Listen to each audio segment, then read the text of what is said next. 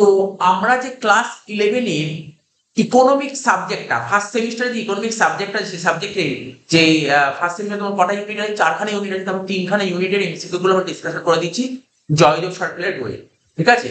আর আজকের ক্লাসে আমরা লাস্ট ইউনিটটা ডিসকাশন করব, এটা করলে শেষ হবে। এবং এই ইউনিট থেকে তোমার এক্সামে 20 মার্কস আছে, এই ইউনিট থেকে তোমার এক্সামে 20 মার্কস আছে। এই ইউনিটটা খুব ভালো করে করতে হবে, ঠিক আছে। বেসিক্যালি এই ইউনিটে প্রচুর অঙ্ক আছে। তো এই ইউনিটটার নাম হচ্ছে রাশিতত্ত্বের ভূমিকা, ঠিক আছে। রাশিতত্ত্বের ভূমিকা, এর মধ্যে 3টে চ্যাপ্টার আছে।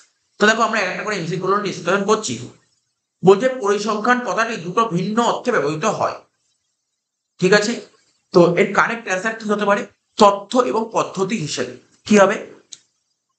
দুটো ভিন্ন অর্থে কারেক্ট অ্যান্সার হবে তথ্য এবং পদ্ধতি হিসেবে। পরিসংখ্যানকে কি টেকনোলজি অফ 20th সেঞ্চুরি বলেছেন? কে বলেছেন? R.A. ফিশার। 3 নম্বর কোশ্চেন, নিম্নে প্রদত্ত বিবৃতিগুলির মধ্যে কোনটি ভুল? ঠিক আছে, রাশি বিজ্ঞানের পদ্ধতিগুলি ব্যাপকভাবে ব্যবহৃত হয়। বলছে কোনটা ভুল, জানতে যে ভুল ভুল বলছে রাশি বিজ্ঞানের পদ্ধতিগুলি ব্যাপকভাবে ব্যবহৃত হয়, সাহিত্যে ব্যবহৃত হয় না। তার মানে এটা ভুল, তো তাহলে এটাই হচ্ছে অ্যান্সার হবে, এটাই অ্যান্সার হবে, তাই তো। ওরা বলতে চাইছে যে কোন স্টেটমেন্টটা ভুল। রাশিবিজ্ঞান ব্যাপকভাবে ব্যবহৃত হয় অর্থনীতিতে, সত্যি রাশিবিজ্ঞান অর্থনীতি ব্যবহৃত হয়, ব্যবসা বাণিজ্যের ব্যবস্থা হয়, ফলিত বিজ্ঞানের সকল শাখায় ব্যবহৃত হয়, কিন্তু ব্যবহৃত হয় না কোথায়? সাহিত্য। তাহলে বলছি এর মধ্যে কোনটা ভুল। নেক্সট বলেছে রাশিবিজ্ঞানের পরিধি বলতে কি বোঝায়? রাশিবিজ্ঞানের পরিধি বলতে কি বোঝায়? রাশিবিজ্ঞানের পরিধি হচ্ছে রাশিবিজ্ঞান ব্যবহারের সীমা, এটা হচ্ছে রাশিবিজ্ঞানের পরিধি। নেক্সট, পরিসংখ্যান শব্দটি মানে স্ট্যাটিস্টিক্স ওয়ার্ডটা দুটো অর্থে ব্যবহৃত হয়, একটা সিঙ্গুলার একটা প্লুরাল, ঠিক আছে। একটা সিঙ্গুলার একটা প্লুরাল, কারেক্ট আনসার হবে দুটো। নেক্সট, ভারতের কেন্দ্রীয় পরিসংখ্যান সংগঠন সিএসও গঠিত হয় কত সালে? 1951 সালে। কারেক্ট অ্যান্সার হবে তোমার 1951 সালে। 7 নম্বর, নিম্নে প্রদত্ত বিবৃতিগুলির মধ্যে কোনটি সত্য? সংগৃহীত রাশিতত্ত্বের উৎসের প্রকৃতি অনুযায়ী রাশিতত্ত্বকে দুভাগে ভাগ করা যায়, ঠিক আছে। রাশিতত্ত্বকে দুভাগে ভাগ করা যায়, একটা প্রাথমিক রাশিতত্ত্ব আর একটা গৌণ রাশিতত্ত্ব। একটা প্রাথমিক ঐতিহাসিক, নমুনা ভিত্তিক, অনুমান ভিত্তিক। দেখো কারেক্ট অ্যান্সার করার দরকার নেই।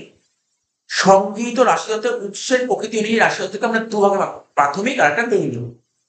প্রথম অ্যান্সারটা হবে, প্রথমটা হবে। তারপরে 8-এরটা, প্রাথমিক রাশিতত্ত্ব সরাসরি অনুসন্ধান ক্ষেত্র থেকে সংগৃহীত হয়, ঠিক আছে। কি হবে? কোনো বিশেষ উদ্দেশ্যে, কোনো বিশেষ উদ্দেশ্যে। নেক্সট, নিচে প্রদত্ত তথ্যের মধ্যে কোনটি গুণবাচক বল? ঠিক আছে, এদের মধ্যে কোনটি গুণবাচক বল? গুণবাচক বলেছে, গুণবাচক, ঠিক আছে। যদি বলতে পরিমাণবাচক বলতে উচ্চতা, আয়, জটিলতা। গুণবাচক হচ্ছে বুদ্ধিমত্তা। নেক্সট 10-এরটা, পরিসংখ্যান সংক্রান্ত কোনো অনুসন্ধানের ক্ষেত্রে অনুসন্ধানের সমগ্র ক্ষেত্রকে বা ওই ক্ষেত্রের অধীনস্থ সমস্ত ব্যক্তি, বস্তু বা পদগুলির সমষ্টিকে কি বলা হয়? ঠিক আছে, তাহলে কারেক্ট অ্যান্সার কি হবে? সমগ্র, ঠিক আছে। 10-এর অ্যান্সার হবে সমগ্র। 11টা, নিম্নে প্রদত্ত বিবৃতিগুলির মধ্যে কোনটি সঠিক? ঠিক আছে, নমুনা সমকক্ষের একটি অংশ, এটা সঠিক। 12, নিম্নে প্রদত্ত তথ্যগুলির মধ্যে কোনটি, ঠিক আছে, কোনটি গুণবাচক নয়? এর মধ্যে কোনটি গুণবাচক নয়? দেখো, ধর্ম গুণবাচক, সাক্ষরতা গুণবাচক, চুলের রং, আয় গুণবাচক নয়। নেক্সট, নিম্নে প্রদত্ত তথ্যগুলির মধ্যে কোনটি চলক নয়? এর মধ্যে কোনটা চলক নয়? চলক, তো বুঝতে পারছো, আয় হচ্ছে চলক, মানে ভেরিয়েবল, ভেরিয়েবল। দেখো চলককে ইংরেজিতে বলা হয় ভেরিয়েবল।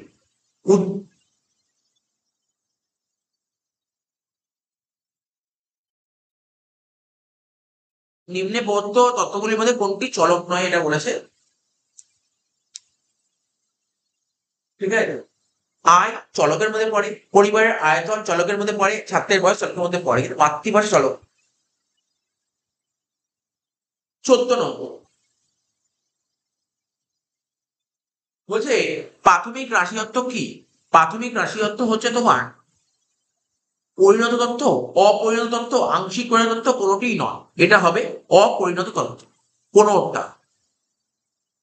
2011 সালে আদমশুমারি অনুযায়ী যে রাশিতত্ত্ব সংগৃহীত হয়েছে তা একজন গবেষকের কাছে কি? এটা গৌণ রাশিতত্ত্ব। 16 নম্বর, পরিসংখ্যান সংক্রান্ত অনুসন্ধান বলতে বোঝায় কোন বিশেষ, ঠিক আছে। এখানে না লেখা ছিল এই যে এই লেখাটা, এই লেখাটা উঠে গেছে, এটাই হবে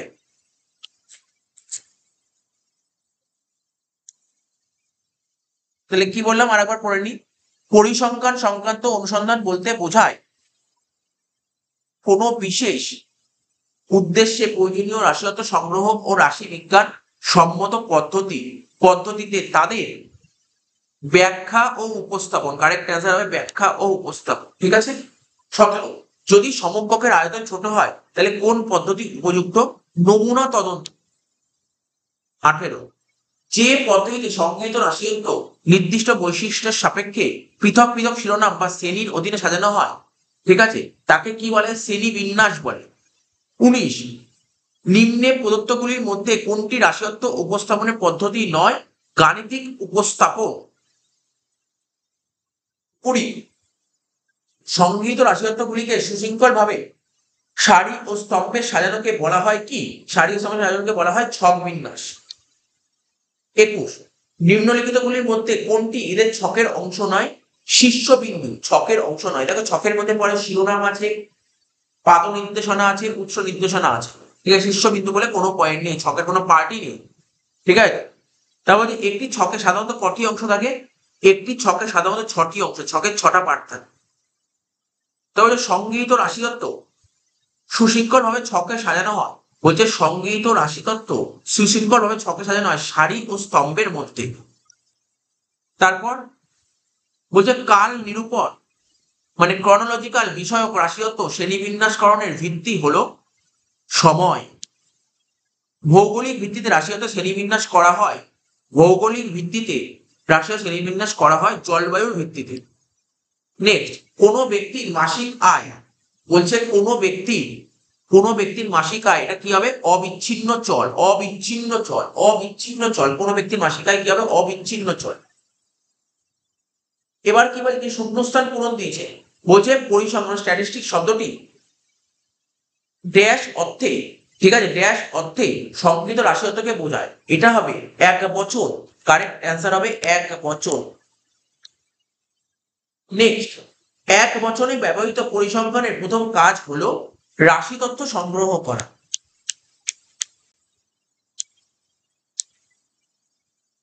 তিন, ড্যাশ রাশিতত্ত্ব কোন অনুসন্ধানকারী প্রথম সংগ্রহ করছে কোন বিশেষ উদ্দেশ্যে। ড্যাশ আছে, দেখো রাশিতত্ত্ব দুটোই আছে, একটা প্রাথমিক একটা গৌণ। বলছে কোন রাশিতত্ত্ব কোন অনুসন্ধানকারী প্রথম সংগ্রহ করছে কোন বিশেষ উদ্দেশ্যে, তো প্রাথমিক রাশিতত্ত্ব হবে। নেক্সট, প্রকাশিত অথবা অপ্রকাশিত উৎস থেকে যে রাশিতত্ত্ব পাওয়া যায় তাকে কি রাশিতত্ত্ব বলে? তাকে গৌণ রাশিতত্ত্ব বলে। নেক্সট, 5 যদি সমগ্রকের মানে পপুলেশনের আয়তন ছোট হয় তাহলে কোন পদ্ধতি ব্যবহার করা হয়, ঠিক আছে, কোন পদ্ধতি ব্যবহার করা হয় রাশিতত্ত্ব সংগ্রহের জন্য? এটা নমুনা বা স্যাম্পেল বলতে, নমুনা। এবার সত্য মিথ্যা নিয়ে আমরা আলোচনা করব। বলছে রাশিবিজ্ঞান শুধুমাত্র সংখ্যাবাচক তথ্য মানে কোয়ান্টিটেটিভ ডেটা নিয়ে কাজ করে, ভুল। ও কি শুধু কোয়ান্টিটেটিভ ডেটা নিয়ে কাজ করে? না, কোয়ালিটেটিভ ডেটা নিয়েও কাজ করে। সব সংখ্যাই রাশিতত্ত্ব, ঠিক আছে, এটাও ভুল। সব সংখ্যা রাশিতত্ত্ব নয়। এক বচন অর্থে পরিসংখ্যান বলতে রাশিতত্ত্বকে বোঝায়, কিছুক্ষণ আগেই বললাম, এটা সত্য। শুধু একটি সংখ্যা রাশিতত্ত্ব নয়, এটা সত্য। লগ টেবিলের মতো গাণিতিক ছককে রাশিতত্ত্ব বলা যায় না, এটা মিথ্যা। দেখো গাণিতিক ছক তো তোমার রাশিতত্ত্বই না, এর মধ্যে রাশিতত্ত্ব বলা যায়, এটা ভুল হলো। পরিসংখ্যান শব্দটি এক বছরে উভয়ত হইতে হয়, এটা সত্য। রাশি তত্ত্বের ব্যাখ্যা রাশি বিজ্ঞানের প্রথম কাজ, ঠিক আছে, এটা সত্য। তারপর বাহ্যিক উৎস থেকেই গৌণ রাশিতত্ত্ব পাওয়া যায়, ঠিক আছে, এটা সত্য। 9 নম্বর, সমকক্ষের তুলনায় নমুনা তদন্তে কম সময় লাগে, ঠিক আছে, এটা সত্য। তারপর তোমার কোনো ব্যক্তির মাসিক আয় একটি বিচ্ছিন্ন চলন, এটা মিথ্যা। নেক্সট, এবার এই সারণী মেলাতে হবে, সারণী মানে মেলাতে হয়, ম্যাচিং। এ কলম এর সাথে কলম বি ম্যাচ করতে হবে, ঠিক আছে। সমগ্র পদ্ধতি মানে পপুলেশন, ঠিক আছে, পপুলেশনটা কি হবে? সমগ্রকের সমস্ত সদস্যদের থেকে তথ্য সংগ্রহ করা হয়, এটা হবে বি, এটা হবে বি। নমুনা পদ্ধতি মানে স্যাম্পেল যেটাকে বলা হয়, ঠিক আছে, স্যাম্পেল। তো স্যাম্পেল কি হবে? নমুনা পদ্ধতি হবে সমকক্ষের একটি প্রতিনিধিমূলক অংশ নির্বাচন করে তার থেকে তথ্য সংগ্রহ করা। দুয়েরটা হবে সি। তিনেরটা প্রাথমিক রাশি তথ্য, ঠিক আছে, প্রাথমিক রাশি তত্ত্ব। তো প্রাথমিক রাশি তত্ত্বটা কি হবে? রাশি তত্ত্ব কোনো অনুসন্ধানকারী অথবা তার প্রতিনিধি সংগ্রহ করে থাকে, এটা হবে ডি। রাশি বিজ্ঞানের ভ্রান্তি, রাশি বিজ্ঞানের ভ্রান্তিটা কি হবে? সংকেত তথ্য এবং প্রকৃত তথ্যের মধ্যে পার্থক্য। চারেরটা হবে ই। লাস্ট পাঁচেরটা গৌণ রাশি তত্ত্ব। গৌণ রাশি তত্ত্ব যে রাশি তত্ত্ব প্রত্যক্ষভাবে সংগ্রহ করা হয় না, কোনো প্রকাশিত বা অপ্রকাশিত উৎস থেকে পাওয়া যায়, ঠিক আছে। পাঁচেরটা হবে এ। তো দেখো আমরা কি বলেছিলাম, এই লাস্ট ইউনিট 4 এর মধ্যে তিনটে চ্যাপ্টার আছে, এটা ফার্স্ট চ্যাপ্টার আমরা কভার করলে, একদম ছোট ছিল, এটা জাস্ট থিওরিটিক্যাল, এর মধ্যে কোনো অঙ্ক নেই, যেহেতু অঙ্ক নেই থিওরি খুব তাড়াতাড়ি হয়ে গেল। নেক্সট নেক্সট কি বলছে?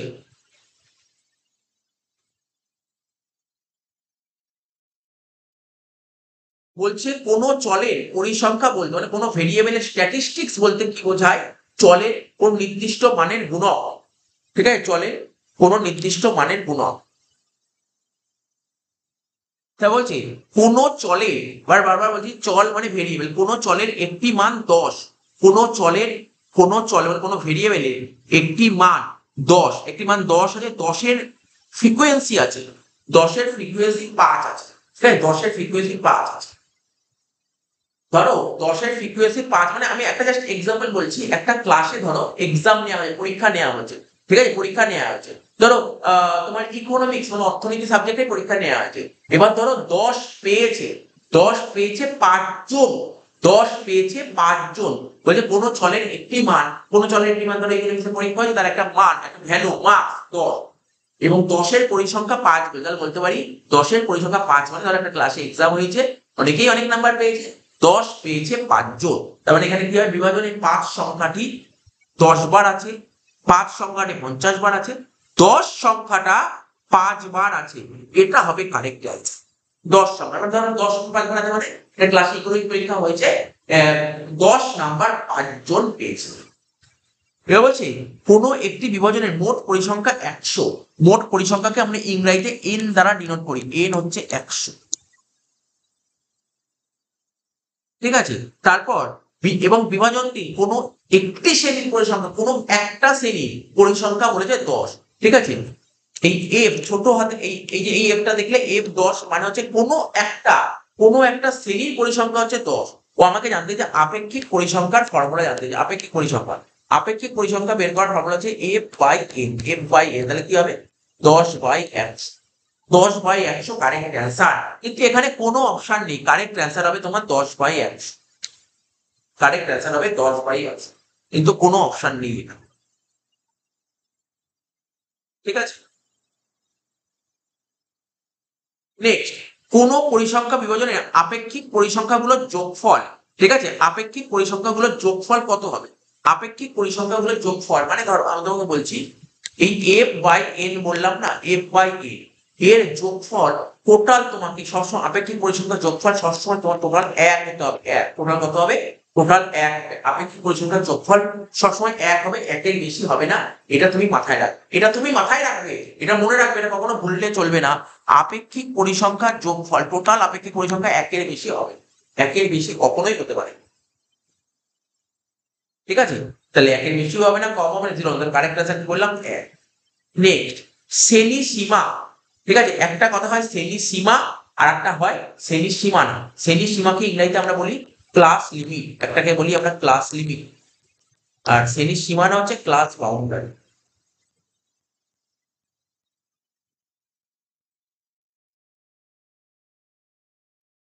শ্রেণী সীমা কি বলছে? শ্রেণী সীমার ক্ষেত্রে পরপর শ্রেণীগুলির মধ্যে কোনো ব্যবধান থাকে না, ঠিক আছে।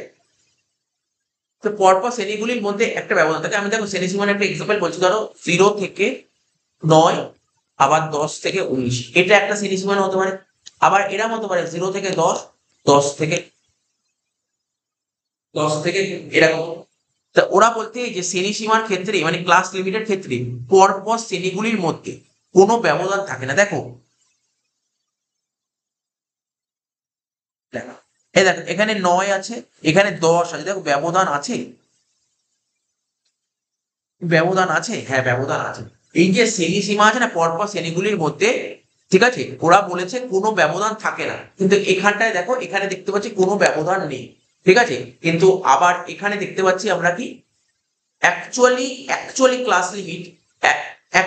ক্লাস লিমিটের এক্সাম্পল হচ্ছে, এটাই বলতে পারি, এটাই হচ্ছে অ্যাকচুয়াল ক্লাস লিমিট। এটাকে ঠিক ক্লাস লিমিট বলা যায় না, এটাকে ক্লাস লিমিট হয়, এটাকে ক্রস করে এটা ক্লাস লিমিট বলা যায় না। ক্লাস লিমিট 0 থেকে 9, 10 থেকে 19। তো বলছে শ্রেণী সীমার ক্ষেত্রে পরপর শ্রেণীগুলোর মধ্যে একটা ব্যবধান থাকে 9 থেকে 10, অবশ্যই শ্রেণী সীমার ক্ষেত্রে ব্যবধান থাকে, কিন্তু শ্রেণীর সীমানার মধ্যে কোনো ব্যবধান থাকে না, ঠিক আছে। শ্রেণী সীমানা কি হবে, শ্রেণী সীমানা এই যেটা বললাম, উদাহরণ দিলাম 0 থেকে 10, আবার 10 থেকে 20, ঠিক আছে। এই যে গ্যাপ, এই যে গ্যাপটা দেখতে পাচ্ছ, এর মধ্যে কোনো গ্যাপ নেই, গ্যাপ থাকলে কিন্তু হবে না শ্রেণী সীমানা। তো বলছি এখানে কি হবে, পরপর শ্রেণীগুলির মধ্যে কোনো ব্যবধান থাকে না, এটা হবে কারেক্ট অ্যান্সার। তাহলে বুঝতে পারলে ক্লাস লিমিট আর ক্লাস বাউন্ডারি, এটা খুব বোঝার দরকার ছিল। এবার বলছে কোন শ্রেণীর মধ্যমান বের করার নিয়ম আমরা জানি, আমরা কি জানতাম যে যে এ দেখো নিয়মটা কি, সে তুমি শ্রেণীর সীমানা থেকে বলো বা শ্রেণীর সীমা থেকে বলো, মানে একই দাঁড়ায়, মানে একই দাঁড়ায়। এই যে এখানে একটা ফর্মুলা লেখা আছে, এখানে একটা ফর্মুলা লেখা আছে, দেখো আমি তোমাকে বলে দিচ্ছি ফর্মুলা, আমি ইংলিশে লিখি, বলতে পারি আপার প্লাস লোয়ার বাই 2। আপার মানে হচ্ছে ঊর্ধ্ব, ঠিক আছে, আর লোয়ার মানে নিম্ন। তাহলে ঊর্ধ্ব শ্রেণীসীমা প্লাস নিম্ন শ্রেণীসীমা বাই 2, বা তুমি বলতে পারো ঊর্ধ্ব শ্রেণীসীমানা প্লাস নিম্ন শ্রেণীসীমানা ডিভাইড বাই 2। তাহলে এখানে কারেক্ট অ্যান্সার এ হবে। আমি অন্য কোনো অপশন দেখার চেষ্টাই করছি, মানে এটাই তো আমি কারেক্ট অ্যান্সার পেয়ে গেছি। এবার দেখো 8 নম্বর বলছে 10 থেকে 19 এই শ্রেণীর মধ্যমান কত। মধ্যমান মানে mid value. Sir mid value কি করে বের করতে হয়, দেখো মিড ভ্যালু বের করার নিয়ম হচ্ছে lower plus upper divided by 2। এই 10 থেকে 19, লোয়ার কত 10, আর 19 কি আপার, তাহলে 10 প্লাস 19 ডিভাইডেড বাই 2, মানে 29 কে 2 দিয়ে ভাগ করলে কত হয় 14.5, এটা হবে কারেক্ট। নেক্সট, কোন শ্রেণী পার্থক্য বলতে কি বোঝায়, কোন একটা ক্লাসের শ্রেণী পার্থক্য বলতে, এই যে শ্রেণী পার্থক্য বলতে কি বোঝায়, বলছে শ্রেণীটির ঊর্ধ্ব শ্রেণীসীমা এবং নিম্ন শ্রেণীসীমার মধ্যে পার্থক্য, ঠিক আছে। তো দেখো এখানে ওরা বলতে, আমি তোমাকে জিনিসটা এখানে যে বাংলাটা প্রপার লেখা, লেখা দেখে বুঝতে অসুবিধা হতে পারে। ধরো 0 থেকে 9, আবার 10 থেকে 19, ঠিক আছে। আবার আরেকটা আছে 0 থেকে 10, আবার 10 থেকে 20। এটাকে বলা হয় হচ্ছে, প্রথমটা হচ্ছে শ্রেণীসীমা, শ্রেণীসীমা শ্রেণীসীমাকে ইংরেজিতে বলা হয় সিএল, মানে ক্লাস লিমিট, আর শ্রেণীসীমাটাকে ইংরেজিতে বলা হয় ক্লাস বাউন্ডারি, ঠিক আছে। তো বলছে বলছে শ্রেণী পার্থক্য কোনটা, শ্রেণী পার্থক্য বের করার নিয়ম, এই দেখো এই 10 থেকে 20, বা বলতে পারো আমরা যখনই তোমাকে কোনো শ্রেণী পার্থক্য বের করতে বলবে, শ্রেণী পার্থক্য বের করতে তুমি ক্লাস বাউন্ডারিটা দেখবে, ক্লাস লিমিট দেখলে চলবে না, ক্লাস বাউন্ডারি কত 0 থেকে 10, কত হচ্ছে 10, 10 থেকে 20 গ্যাপ কত হচ্ছে 10। এখানে বলেছে যে কোন শ্রেণী পার্থক্য হলো শ্রেণীটির ঊর্ধ্ব শ্রেণীসীমা, সীমা বলেছে, সীমা বললে হবে না, কিন্তু সীমা না, সীমা কিন্তু হবে না, সীমা না, শ্রেণীটির ঊর্ধ্ব শ্রেণীসীমানা ও নিম্ন শ্রেণীসীমানার মধ্যে পার্থক্য, এটা হবে কারেক্ট অ্যান্সার। নেক্সট দেখো দিয়েছে 90 থেকে 99, 110 থেকে 119, 120 থেকে 129 শ্রেণীগুলির শ্রেণী পার্থক্য বা অন্তর।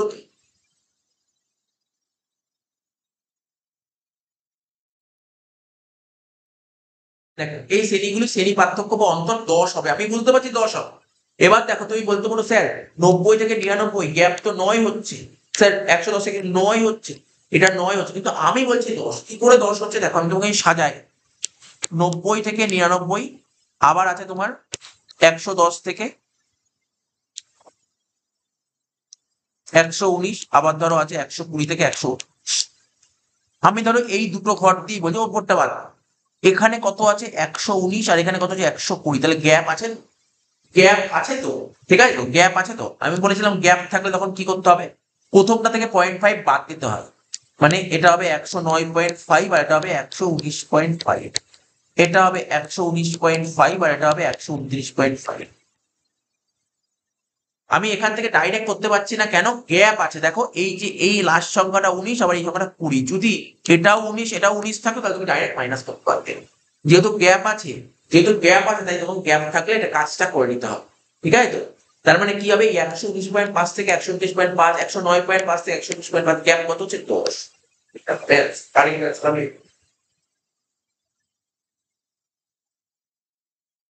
যদি কোনো পরিসংখ্যা বিভাজনে কোনো একটি শ্রেণীর পরিসংখ্যা 7 এবং বিভাজনটির মোট পরিসংখ্যা 80 হয়, তাহলে কোনো একটা শ্রেণীর পরিসংখ্যা 7 মানে এফ বলে দিয়েছে 7, আর মোট পরিসংখ্যা মানে এন বলে দিয়েছে 80, তাহলে পার্সেন্টেজ কত হবে? কিচ্ছু না, 7/80 ইন্টু 100 করবো, যেটা বেরোবে সেটা হচ্ছে অ্যান্সার। 7/80 ইন্টু 100 করবো, যেটা বেরোবে সেটা হচ্ছে অ্যান্সার। 7/80 ইন্টু 100 করবো, হচ্ছে 8.75%। কারেক্ট অ্যান্সার এটা। নেক্সট, কোন পরিসংখ্যা বিভাজনে সকল শ্রেণীর শতকরা পরিসংখ্যার যোগফল কত? দেখো এটা তো বুঝতেই পারছি, শতকরা পরিসংখ্যার যোগফল, শতকরা যেহেতু বলেছে আমরা 100 হয়ে যাবে। নেক্সট, ক্রমযৌগিক পরিসংখ্যা নিচ থেকে নির্ণয় করতে গেলে পরিসংখ্যাগুলি পরপর যোগ করা হয় এমন ভাবে যেখানে চলের সর্বনিম্ন মান থেকে শুরু করে ক্রমাগত উপরের দিকে অগ্রসর হতে হয়। এটা হবে কারেক্ট অ্যান্সার। 14, কোন শ্রেণীর পরিসংখ্যা বলেছে 7, ঠিক আছে, আর শ্রেণীর দৈর্ঘ্য বলেছে 10, তাহলে পরিসংখ্যা ঘনত্ব কত? তাহলে 7/10, 7/10, ঠিক আছে, এটা হবে কারেক্ট অ্যান্সার। পরিসংখ্যা ঘনত্ব বের করার ফর্মুলা হচ্ছে তোমার ওই যে কি লিখলাম, শ্রেণীর পরিসংখ্যা ডিভাইড বাই শ্রেণী দৈর্ঘ্য। নেক্সট, লেখো এবং চিত্র হলো কি? উপস্থাপনে। 16, পরিসংখ্যা বহুভুজের অর্থ কি? এটা হচ্ছে রেখাচিত্র, বহুভুজ অর্থ কি? এটা রেখাচিত্র। বহু খণ্ডে বিভক্ত দণ্ডচিত্র অঙ্কন করা হয় শতকরা হিসেবে, ঠিক আছে, শতকরা এটা কি দরকার হলে। নেক্সট, নিম্নে প্রদত্ত বিবৃতিগুলির মধ্যে কোনটি সঠিক? ঠিক আছে, যে রাশি অর্থে চিত্রের দ্বারা উপস্থাপনের ক্ষেত্রে চিত্রের মাপক, ঠিক আছে, হিসেবে ব্যবহার করা হয়, ঠিক আছে, এটা হবে নির্ধারিত কোন স্কেল। বলছে কোন গুণবাচক পরিসংখ্যা বিভাজন ছক চিত্রে উপস্থাপন করা যায়, ঠিক আছে, ছক চিত্র, এর কারেক্ট অ্যান্সার হবে অনুভূমিক দণ্ডচিত্র। কোন গুণবাচকের আপেক্ষিক পরিসংখ্যা বিভাজন চিত্রে উপস্থাপন করা যায়, ঠিক আছে, 20 নম্বর কোশ্চেনের অ্যান্সার হবে পাই চিত্র। কোন বিচ্ছিন্ন চলের পরিসংখ্যা বা আপেক্ষিক পরিসংখ্যা ছক চিত্রে উপস্থাপন করতে ব্যবহৃত হয়, ঠিক আছে, পরিসংখ্যা বহুভুজ। কোন বিচ্ছিন্ন চলের ক্রমযৌগিক পরিসংখ্যা বিভাজন ছক চিত্রে উপস্থাপন করতে ব্যবহৃত হয় সোপান চিত্র।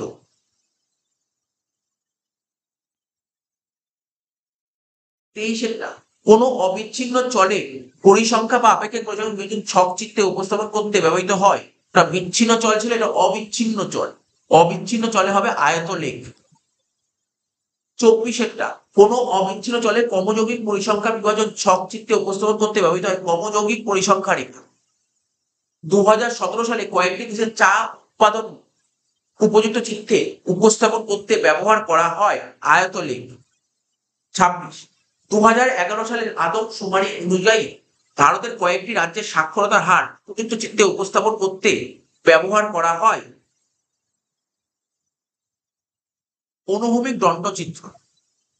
27, 1991 থেকে 2012, ঠিক আছে, এই সময়কালের মধ্যে 5 বছর ব্যবধানে ভারতের রেজিস্ট্রিকৃত চিকিৎসক বা একটা স্নাতক ও লাইসেন্স প্রাপ্ত এর সংখ্যা উপযুক্ত চিত্রে উপস্থাপন করতে ব্যবহার করা হয় জটিল দণ্ডচিত্র। 28, 1961 থেকে 2011 এই সময়কালের মধ্যে পরপর আদমশুমারি বছরগুলির জনসংখ্যা উপযুক্ত চিত্রে উপস্থাপন করতে ব্যবহার করা হয় দণ্ডচিত্র। নেক্সট, বলছে কোন দেশের বিভিন্ন প্রান্তে বৃষ্টিপাত অথবা জনঘনত্ব অথবা কোনো ফসলের উৎপাদন হারের তারতম্য উপযুক্ত উপস্থাপন করতে সাধারণত ব্যবহৃত হয় রেখাচিত্র। কালীন শ্রেণীর রাশিতত্ত্ব সাধারণত উপযুক্ত ভাবে চিত্রে উপস্থাপন করতে ব্যবহার করা হয়। ঠিক আছে, তো কি হবে? দণ্ডচিত্র।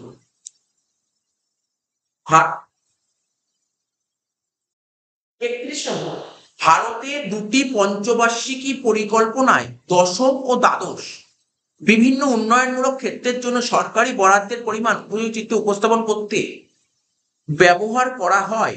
ঠিক আছে, বহু অংশে বিভক্ত দণ্ডচিত্র। নেক্সট, আয়তলেখ অঙ্কন করতে হলে শ্রেণী সীমাগুলি অবশ্যই শ্রেণী সীমানায় পরিবর্তন করতে হয়। বলছে আয়তলেখ মানে যখন আমরা হিস্টোগ্রাম করি, যখন আমরা আঁকি, হিস্টোগ্রামটা যখন আঁকতে হয় না, তখন শ্রেণী সীমাগুলো মানে ধরো ক্লাস লিমিট দিল, ওই ক্লাস লিমিট গুলোকে তোমার ক্লাস বাউন্ডারি মানে শ্রেণী সীমা থাকলে ওটা শ্রেণী সীমানায় পরিবর্তন করতে হয়। নেক্সট, একটা অঙ্ক দিয়েছে, বলছে নিচের ছকে 100টি পরিবারের সদস্য সংখ্যা সম্বলিত একটি পরিসংখ্যা বিভাজন দেওয়া হয়েছে। পরিসংখ্যা বিভাজন দেওয়া হয়েছে মানে পরিবারের আয়তন আর পরিবার সংখ্যা দেওয়া হয়েছে। এই বিভাজনটি উপযুক্ত চিত্র উপস্থাপন করতে ব্যবহার করা হয়। কোন চিত্র এর জন্য বেস্ট? এর জন্য বেস্ট হয় সোপান চিত্র। সোপান চিত্র হচ্ছে বেস্ট। 34, ড্যাশ হলো যে বিন্দুতে দুটি কমযোগী পরিসংখ্যা রেখা ব্র্যাকেটে দিয়েছে নিচ থেকে ও ওপর থেকে পরস্পর ছেদ করে তার অনুভূমিক দূরত্বের সমান, নিম্নে প্রদত্ত পদ্ধতিগুলি থেকে শূন্যস্থানটি পূরণ করো। আরো একবার পড়ছি, বলছে ওরা অপশন দিয়েছে গাণিতিক গড়, অপশন দিয়ে সংখ্যাগুরু মান, মধ্যমা, মধ্যর গড়, 4টি অপশন দিয়েছে। বলছি ড্যাশ হলো যে বিন্দুতে দুটি সমযৌগিক পরিসংখ্যা, ঠিক আছে, যে বিন্দুতে দুটি সমযৌগিক পরিসংখ্যা নিচ থেকে ও ওপর থেকে, ঠিক আছে, পরস্পর ছেদ করে এবং তার অনুভূমিক দূরত্বের সমান, নিম্নে প্রদত্ত পদ্ধতিতে। এটা কি? এটা হচ্ছে তোমার মধ্যমা। আমি তোমার ছবিটা এঁকে দেখে দিচ্ছি। ধরো এরকম একটা গ্রাফ, তো ধরো এরকম একটা গেল আর এরকম একটা গেল। এই যে সমযৌগিক পরিসংখ্যা একটা নিচ থেকে উপরে, এই যে নিচ থেকে উপরে যাচ্ছে, নিচ থেকে উপরের দিকে যাচ্ছে, আর ধরো এটা উপর থেকে নিচের দিকে আসছে সমযৌগিক পরিসংখ্যা। ঠিক আছে, তো এই যে কাট করলো, কাট থেকে একটা স্ট্রেট লাইন চলে আসছে, এটাই হচ্ছে তোমার মধ্যমা। এখান থেকে মধ্যমা বের করা। অ্যাকচুয়ালি ক্রমযৌগিক পরিসংখ্যা নিচ থেকে ওপরে এবং ওপর থেকে নিচে যে ক্রমযৌগিক পরিসংখ্যা হয়, এই ক্রমযৌগিক পরিসংখ্যা যে ইন্টারসেকশন পয়েন্ট থাকে না, ঠিক আছে, এই যে ইন্টারসেকশন পয়েন্ট, এই পয়েন্ট থেকে আমরা মধ্যমাটা বের করতে পারি, মধ্যমা বের করা যায়।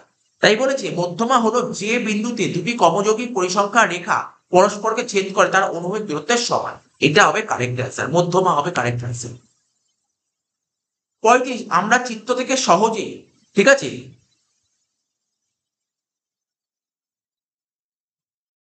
আমরা চিত্র থেকে মানে কোন চিত্র থেকে আমরা সহজেই, বলছে আমরা চিত্র থেকে সহজে কি বের করতে পারি, কিসের ভ্যালু বের করতে পারি? সংখ্যা গুণ মান। চিত্র থেকে সহজে মোট বের করতে পারি। এখন যদি তোমাকে কোশ্চেন করে সংখ্যা গুণ মান কোন চিত্র থেকে বের করতে পারি? হিস্টোগ্রাম থেকে মানে আয়তলেখ থেকে। 36, কোন বিভাজনের পরিসংখ্যা রেখা অঙ্কন করতে পরিসংখ্যা, আমরা যখন পরিসংখ্যা রেখা অঙ্কন করি তখন তখন কি হয়? ধরো এটা হচ্ছে এক্স ও ওয়াই, এটা হচ্ছে এক্স অ্যাক্সিস আর এটা হচ্ছে ওয়াই অ্যাক্সিস। এক্স অ্যাক্সিসে আমরা কি দেখাই? এক্স অ্যাক্সিসে চলের মান দেখাই, এক্স অ্যাক্সিসে চলের মান, আর ওয়াই অ্যাক্সিসে আমরা কি দেখাই? পরিসংখ্যা। তাহলে প্রথম অপশনটাই হচ্ছে ঠিক। এই যে ওয়াই অ্যাক্সিস, এইদিকে আমরা কি দেখাই? ফ্রিকোয়েন্সি দেখাই, ফ্রিকোয়েন্সি, আর এইদিকে আমরা কি দেখাই? ভ্যালু দেখাই। তাই লিখেছে। 37, একটি স্বাভাবিক পরিসংখ্যা রেখা, বলছে একটা স্বাভাবিক পরিসংখ্যা রেখা কেমন হয়? ঘণ্টাকৃতি। 38, যদি কোনো বিভাজনে পরিসংখ্যা রেখা ডান দিকে প্রসারিত হয় তবে সেই বিভাজনটিকে বলা হয় ধনাত্মক প্রতি বৈষম্য বিশিষ্ট বিভাজন। 39, যদি কোনো বিভাজনের পরিসংখ্যা রেখা বাম দিকে প্রসারিত হয় তখন সেই বিভাজনটিকে বলা হয় ঋণাত্মক প্রতি বৈষম্য বিশিষ্ট বিভাজন। নেক্সট, পাই চিত্রে রাশি হতে শতকরা 1 ভাগকে কত বলা হয়? 3.6 কেন তুমি জানো আমরা যে একটা সার্কেল আঁকি, একটা সার্কেলে টোটাল ডিগ্রি কত থাকে? 360 ডিগ্রি থাকে, ঠিক আছে, 360 ডিগ্রি থাকে। এবার পাই চিত্রে শতকরা 1 ভাগ বলেছে, তাহলে 1 ভাগ যখনই বলে তুমি এটাকে 100 দিয়ে ভাগ করে দাও, ঠিক আছে, তাহলে কত? 3.6। এটাই হবে কারেক্ট অ্যান্সার, শতকরা 1 ভাগ, তাই 100 দিয়ে ভাগ। পাই চিত্রে বৃত্তের কেন্দ্রে 3.60 ডিগ্রি কোণ, ঠিক আছে, 3.60 ডিগ্রি কোণ মোট রাশি তত্ত্বের, এখানে কি হবে, এটা মোট হবে, মোট রাশি তথ্যের, ঠিক আছে, মোট রাশি তথ্যের কি হবে, মোট রাশি তথ্যের 1%, মোট রাশি তথ্যের 1%। আমি আগের কোশ্চেনের মতোই ঘুরিয়ে দিয়েছি কোশ্চেনটা, মোট রাশি তথ্যের 1%। 42, একটি পাইচিত্রে কোনো বিষয়ের সমস্ত রাশি তত্ত্ব একটি বৃত্তের মধ্যে, ঠিক আছে, কারেক্ট না, বৃত্তের মধ্যে, পাইচিত্র বৃত্তের মধ্যেই আঁকা হয়। নিম্নে প্রদত্ত বিবৃতিগুলির মধ্যে কোনটি ভুল, এর মধ্যে কোনটা ভুল? কোনো বিচ্ছিন্ন চলের পরিসংখ্যা বিভাজন বিভাজন ছক সাধারণত চিত্রিত করা হয় আয়তলে, এটা ভুল। তবে নিচে প্রদত্ত বিবৃতিগুলির মধ্যে কোনটি ভুল? বলছে কোনো অবিচ্ছিন্ন চলের পরিসংখ্যা বিভাজন ছক সাধারণত চিত্রিত করা হয় পরিসংখ্যা বহুপদ। নেক্সট 45, নিম্নে প্রদত্ত বিবৃতিগুলির মধ্যে কোনটি সঠিক নয়, মানে ভুল। পরিসংখ্যাবিহীন রাশিগত সাধারণত চিত্রে উপস্থাপন করা হয়, এটা কি হবে, আয়তলে। 46, নিম্নে প্রদত্ত শ্রেণীবিভাগ যুক্ত পরিসংখ্যা বিভাজনটি অনুসরণ কর। ভালো কোশ্চেন দিয়েছে, এই অঙ্কটা খাতায় করে দেখাতে হবে, ঠিক আছে। তো এই নিচে প্রদত্ত শ্রেণীবিভাগ যুক্ত পরিসংখ্যা বিভাজনটি অনুসরণ করো। বলছে সমস্ত শ্রেণীগুলি শ্রেণী অন্তর সমস্ত, আচ্ছা কি কি বের করতে হবে একটু দেখে নাও। শ্রেণী অন্তর বের করতে বলেছে, ঘনত্ব বের করতে বলেছে, পরিসংখ্যা বের করতে বলেছে, শতকরা পরিসংখ্যা, তারও বের করতে বলেছে কমযৌগিক পরিসংখ্যা, ঠিক আছে। তোমাকে বের করতে বলছে কমযৌগিক পরিসংখ্যা নিচ থেকে, কমযৌগিক পরিসংখ্যা উপর থেকে, ঠিক আছে। 25 থেকে 35 অনেকগুলো কোশ্চেন জানতে চেয়েছে, এটা আমরা করে দিচ্ছি, খাতায় করে দিচ্ছি।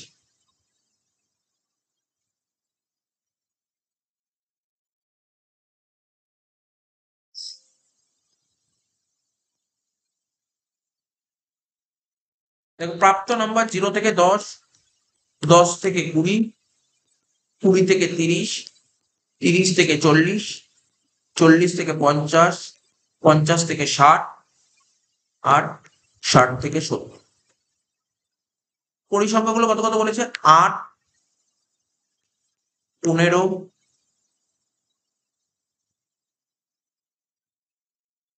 ঠিক আছে, 24,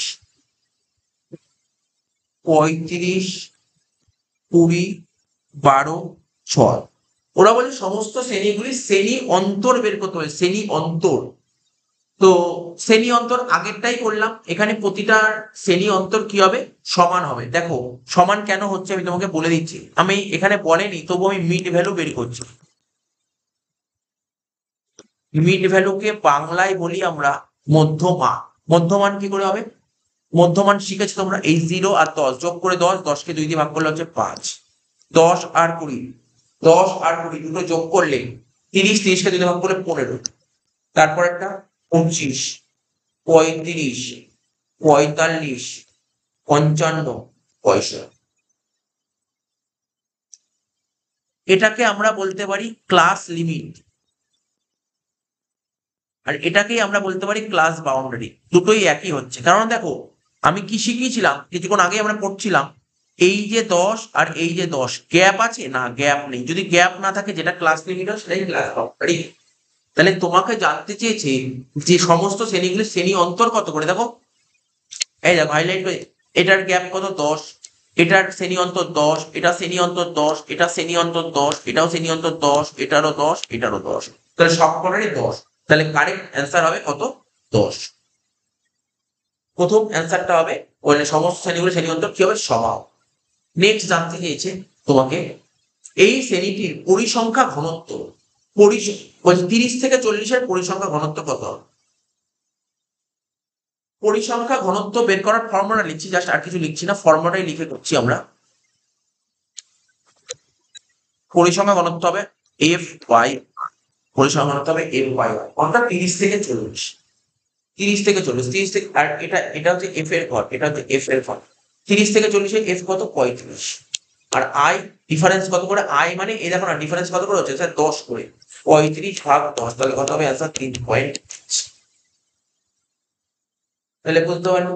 নেক্সট বলেছে 50 থেকে 60 এর আপেক্ষিক পরিসংখ্যান, মানে রিলেটিভ ফ্রিকোয়েন্সি, মানে এফ বাই এ। এখানে করবো কি একটা ঘর এফ বাই এন, কত কত থেকে কত বলেছে 40 থেকে 50, সরি 50 থেকে 60, 50 থেকে 60 এফ কত 12, আর এন মানে টোটাল কত, টোটালটা করে দেখতে হবে। টোটাল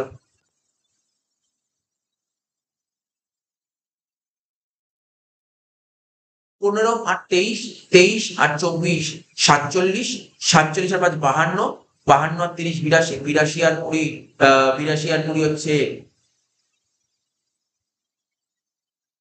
102, 102 আর 18 হচ্ছে 120, টোটাল হচ্ছে 102, টোটাল 102 মানে এন, এন হচ্ছে 102।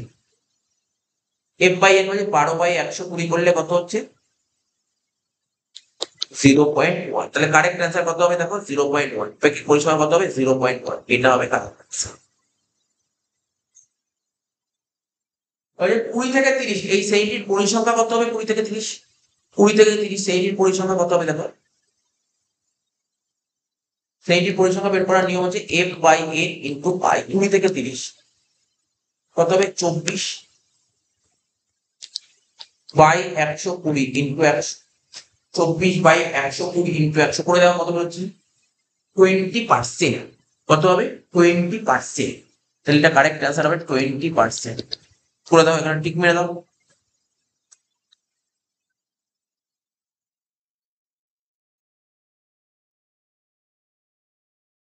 এবার তোমাকে ক্রমযৌগিক পরিসংখ্যা বের করতে হবে, যে একটা ছোট থেকে বড় আর একটা বড় থেকে ছোট, একটা ছোট থেকে বড় আর একটা বড় থেকে ছোট।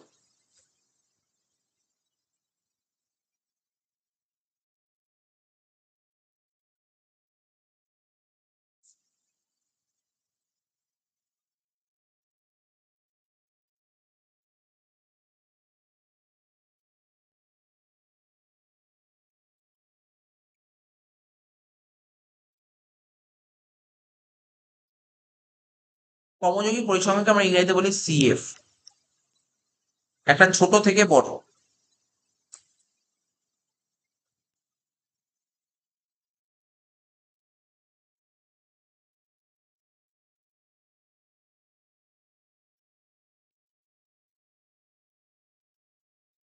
একটা লেস দেন আর একটা মোর দেন, একটা ছোট থেকে বড় আর একটা বড় থেকে ছোট।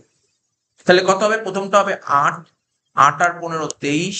দেখো এই 8টা এখানে 8 লিখলাম, এই 8-এর সাথে 15 যোগ করে 23, এই 23-এর সাথে 24 যোগ করে হচ্ছে 47, ঠিক আছে। 47-এর সাথে 35 যোগ করে কত হচ্ছে দেখো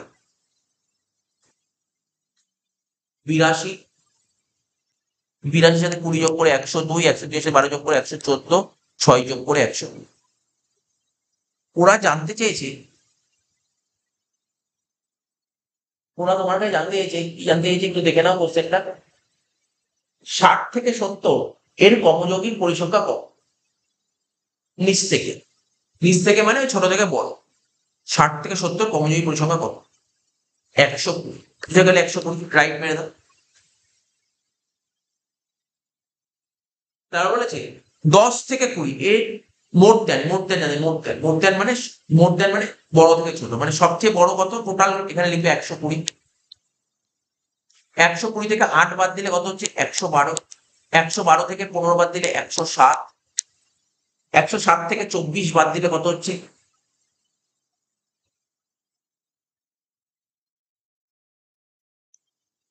83, 83 থেকে 35 বাদ দিলে কত হচ্ছে 48, 48 থেকে 20 বাদ দিলে 28, আর 28 থেকে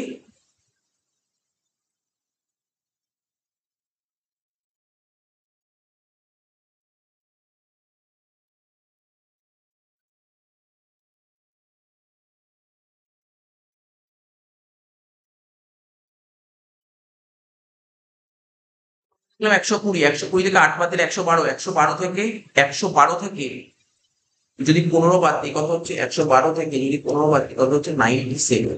এখানটা একটু গন্ডগোল হয়ে গেছে।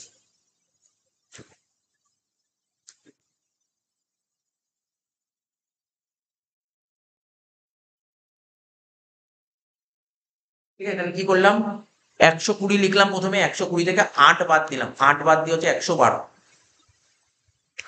এই 112 থেকে 15 বাদ দিয়ে 97, 97 থেকে 24 বাদ 73, 73 থেকে 35 বাদ দিলে কত হচ্ছে, 38, 38 থেকে 20 বাদ দিলে হচ্ছে 18, 18 থেকে 12 বাদ দিলে হচ্ছে 6। ঠিক আছে, আমাকে ওরা জানতে চাইছে 10 থেকে 20 কত হবে, 10 থেকে 20 ওরা জানতে চাইছে 10 থেকে 20, 10 থেকে 20 এই শ্রেণীটির বিপরীতে ক্রমযৌগিক পরিসংখ্যা কত হবে, 10 থেকে 20, 10 থেকে 20 বিপরীতে ক্রমযৌগিক পরিসংখ্যা হবে 112।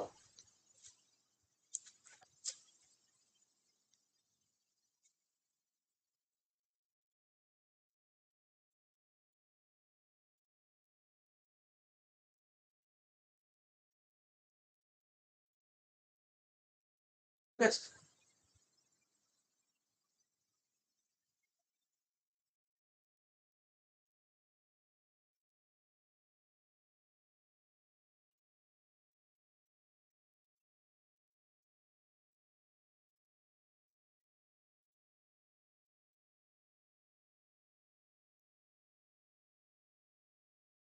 নেক্সট জানতে চাই 25 থেকে 45, 25 থেকে 45-এর মধ্যে প্রাপ্ত, 25 থেকে 45-এর মধ্যে 25 থেকে 45-এর মধ্যে নম্বরের প্রাপ্ত ছাত্র সংখ্যা কত হবে।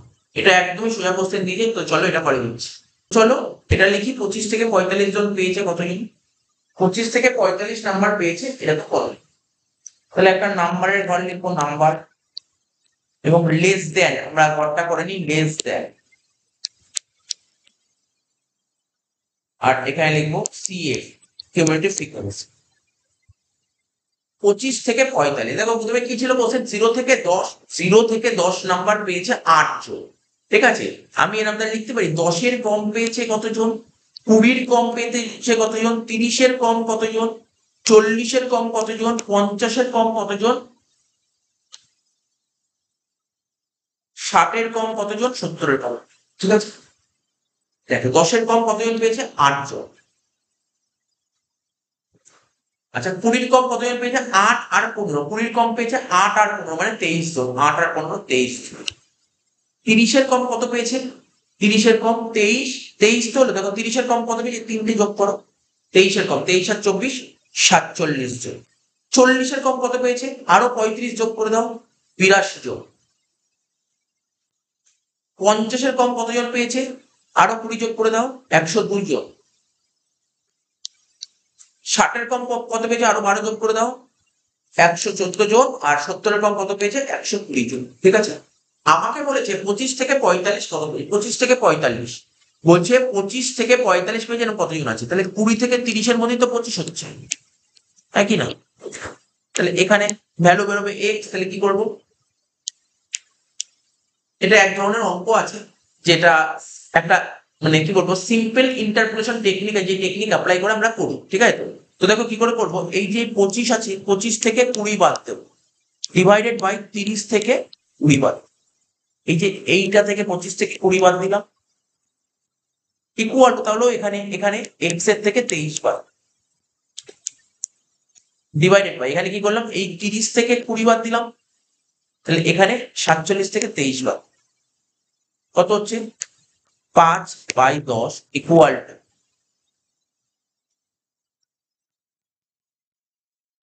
এক্স মাইনাস 23, কেন হচ্ছে 24 হচ্ছে। ঠিক আছে, তাহলে কি হচ্ছে দেখো কাটাকাটি করে, 24 × 5 করলে হচ্ছে 120, আর এখানে হচ্ছে 10x মাইনাস 230, তাহলে 120 প্লাস 230 ইকুয়াল টু 10x, তাহলে 200 আর 300 350, 350 ইকুয়াল টু 10x, তাহলে x এর ভ্যালু কত হলো, তার মানে আমরা কি বলবো, এই 25-এর কম পেয়েছে 35 জন।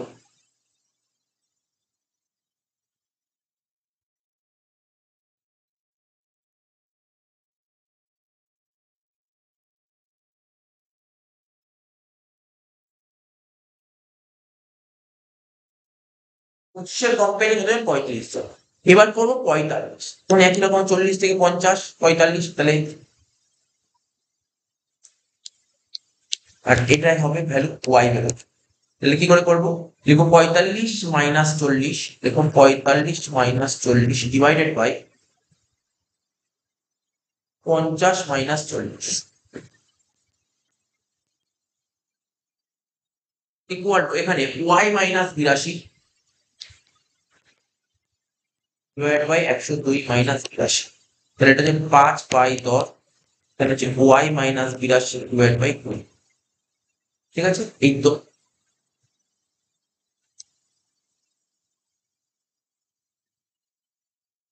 এই 10 আর 20 কাটলে 2, 5 দুগুণে 10, 10 minus 82 plus 82 equal to y, তাহলে ওয়াই এর ভ্যালু কত হলো, 102। তার মানে 25-এর কম পেয়েছে কতজন, 35 জন, আর 45-এর কম পেয়েছে কতজন, 100 জন।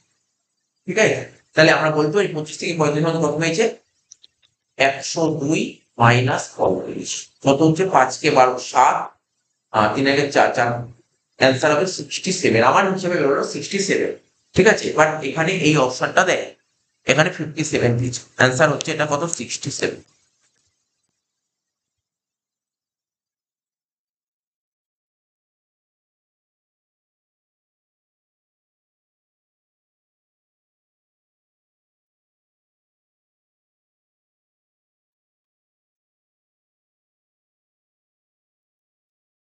হয়ে গেল, বলে দিলাম। নেক্সট, নেক্সট কি শূন্যস্থান পূরণ দিয়েছে এখানে দেখো,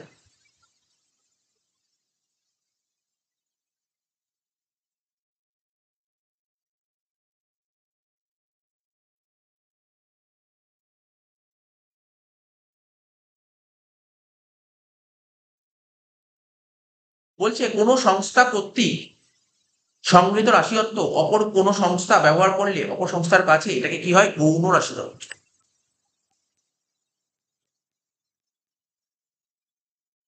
নেক্সট 2 বলেছে প্রাথমিক রাশিতত্ত্ব কোনো বিশেষ উদ্দেশ্যে সরাসরি অনুসন্ধান ক্ষেত্র থেকে সংগৃহীত হয়, এটা হবে প্রাথমিক রাশিতত্ত্ব।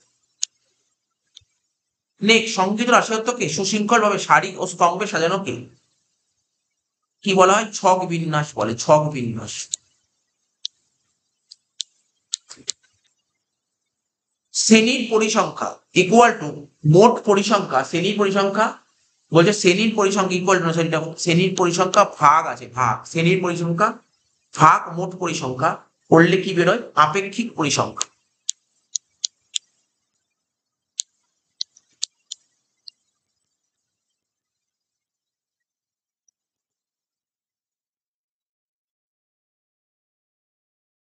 নেক্সট বলেছে কোন চলের সর্বোচ্চ মান মাইনাস সর্বনিম্ন মান ইকুয়াল টু কি হবে, চলের প্রসার বা অন্তর, চলের প্রসার, লিখো চলের প্রসার,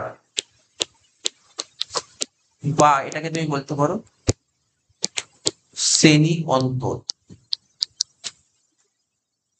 শ্রেণী বিভাগের সীমা প্রকাশ করতে যে দুটি সংখ্যা প্রয়োজন হয় তাদেরকে কি বলে, শ্রেণী সীমা বলে, শ্রেণী সীমা।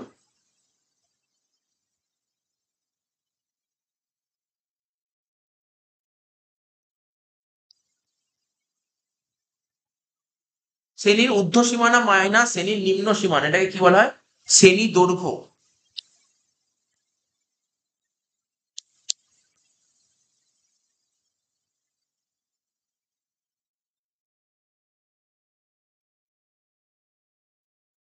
শ্রেণীর পরিসংখ্যা ভাগ শ্রেণীর দৈর্ঘ্য, পরিসংখ্যা দৈর্ঘ্য ভাগ করলে কি হয়, পরিসংখ্যা ঘনত্ব।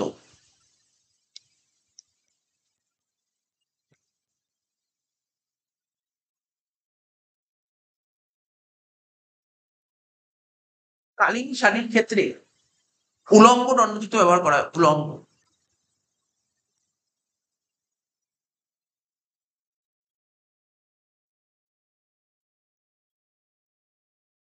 ঠিক আছে, কালীন সারির ক্ষেত্রে আমরা কি ব্যবহার করবো, উলম্ব দণ্ডচিত্র ব্যবহার করবো।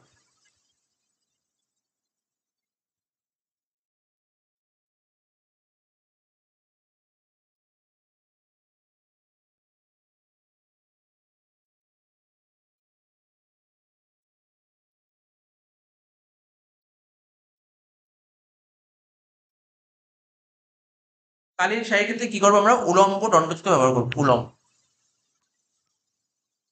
পাইচিত্রে একটি ড্যাশ পূর্ণ রাশি অর্থকে প্রকাশ করে। বৃত্তে। কারেক্ট অ্যান্সার হবে বৃত্তে।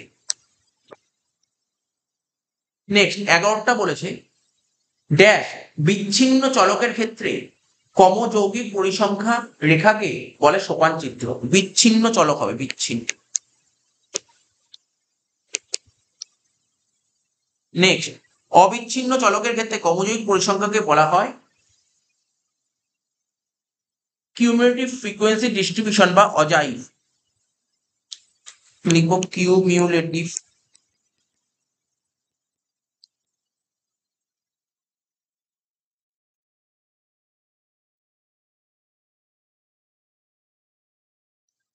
frequency distribution or অজাইভ। বলছে আয়তলেখ আঁকার সময় অনুভূমিক অক্ষে প্রকাশ করা হয় ড্যাশ সমূহ। ঠিক আছে, ক্লাস বাউন্ডারি। কি লিখবে? Class boundary, class boundary. Next চলের যে মানের জন্য আয়তলেখটি সমান দুভাগে বিভক্ত হবে সেটাই হবে ওই চলের মধ্যমান। চলকে যে মানের জন্য পরিসংখ্যা রেখা সর্বোচ্চ চলকে সেই মানকে বলা হয় সংখ্যাগুরু মান বা মোড।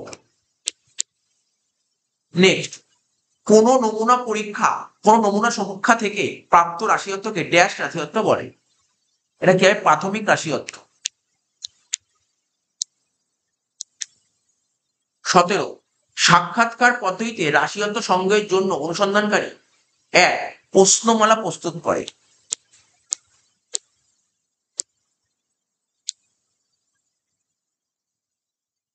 আঠেরো ভারতের জাতীয় আয় বৃদ্ধির ধারাকে সরল রৈখিক চিত্রের মধ্যে প্রকাশ করা হয়। ঠিক আছে, সরল রৈখিক।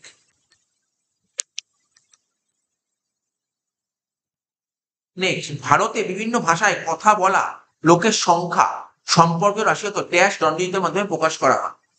অনুভূমিক। নেক্সট একটি চলরাশির বিভিন্ন মানের কেন্দ্রীয় প্রবণতা সর্বোৎকৃষ্ট পরিমাপক হলো মিল বা সাধারণ গড় যাকে বলি। রাশি তথ্য দুই প্রকার, একটি হলো প্রাথমিক রাশিগত, একটি গৌণ রাশিগত। ঠিক। সাধারণত কালীন শাড়িকে দণ্ডচিত্র ব্যবহার করা হয়। ঠিক। এনএসএসও দ্বারা সংগৃহীত তথ্য এনএসএসও কাছে প্রাথমিক রাশি তথ্য। ঠিক। মধ্যমার মান চলনের সকল মানের ভিত্তিতে নির্ধারিত হয়। ভুল। গাণিতিক গড়ের মান চলরাশি সকল মানের ভিত্তিতে নির্ধারিত হয়। ঠিক। চলকে যে মানের পরিসংখ্যা সর্বে তাকে সংখ্যাগুরু মান বলে। ঠিক। তবে ছকের সাহায্যে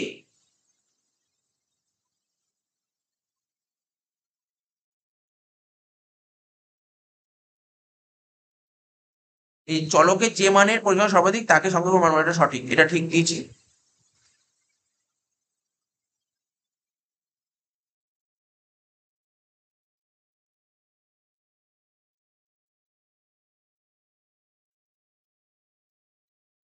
সাত নম্বর প্রবণতা ছকের সাহায্যে রাশিগত তুলনামূলক বিচার করা সহজ হয়। এটা ভুল। আটেরটা শ্রেণী সীমা এবং শ্রেণী সীমানার মধ্যে কোনো পার্থক্য নেই। ভুল, অবশ্যই পার্থক্য আছে। অসম দৈর্ঘ্যের শ্রেণীগুলির ক্ষেত্রে আয়তলেখ আঁকার জন্য পরিসংখ্যা ঘনত্ব প্রয়োজন।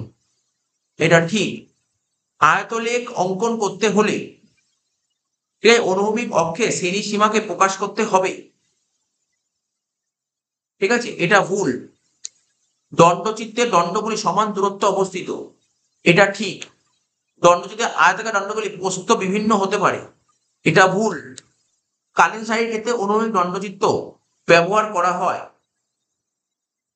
ঠিক আছে তো, এটা ভুল। আয়তলেখের আয়তক্ষেত্রগুলি সমান দূরত্ব অবস্থিত। ভুল। লাস্ট কোশ্চেন আয়তলেখের আয়তক্ষেত্রগুলি পরস্পর সংলগ্ন। এটা সঠিক। এইগুলো এই টপিকটা হয়ে গেল। লাস্ট লাস্ট এটা হলেই কিন্তু আমাদের এখানে এর মধ্যে থেকে সবচেয়ে বেশি অঙ্ক আছে। এখানে সবচেয়ে বেশি অঙ্ক আছে। ঠিক আছে, যদি একটি চলরাশি এক্স এর মানগুলি x1, x2, dot dot dot X এ হয় এবং এদের ভারগুলি হয় যথাক্রমে W1 W2 dot dot dot WK হয়। তারা বলছে এবং যদি x বার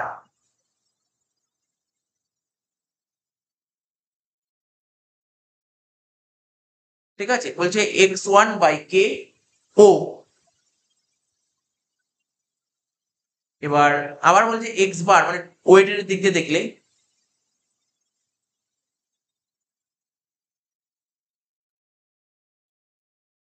ঠিক আছে, তাহলে এদের মধ্যে সম্পর্কটা কেমন হবে? W1 equal to W2 dot dot dot WK dot W equal to W যদি এরকম হয় এবং ধ্রুবক ধরে, তখন তাদের মধ্যে সম্পর্কটা কেমন হবে? কারেক্ট অ্যান্সার হবে হচ্ছে না এখানে এইটা সির অ্যান্সারটা হবে কারেক্ট, সির অ্যান্সারটা এই কোশ্চেনটা একটু দেখে সি পয়েন্টটা হবে কারেক্ট।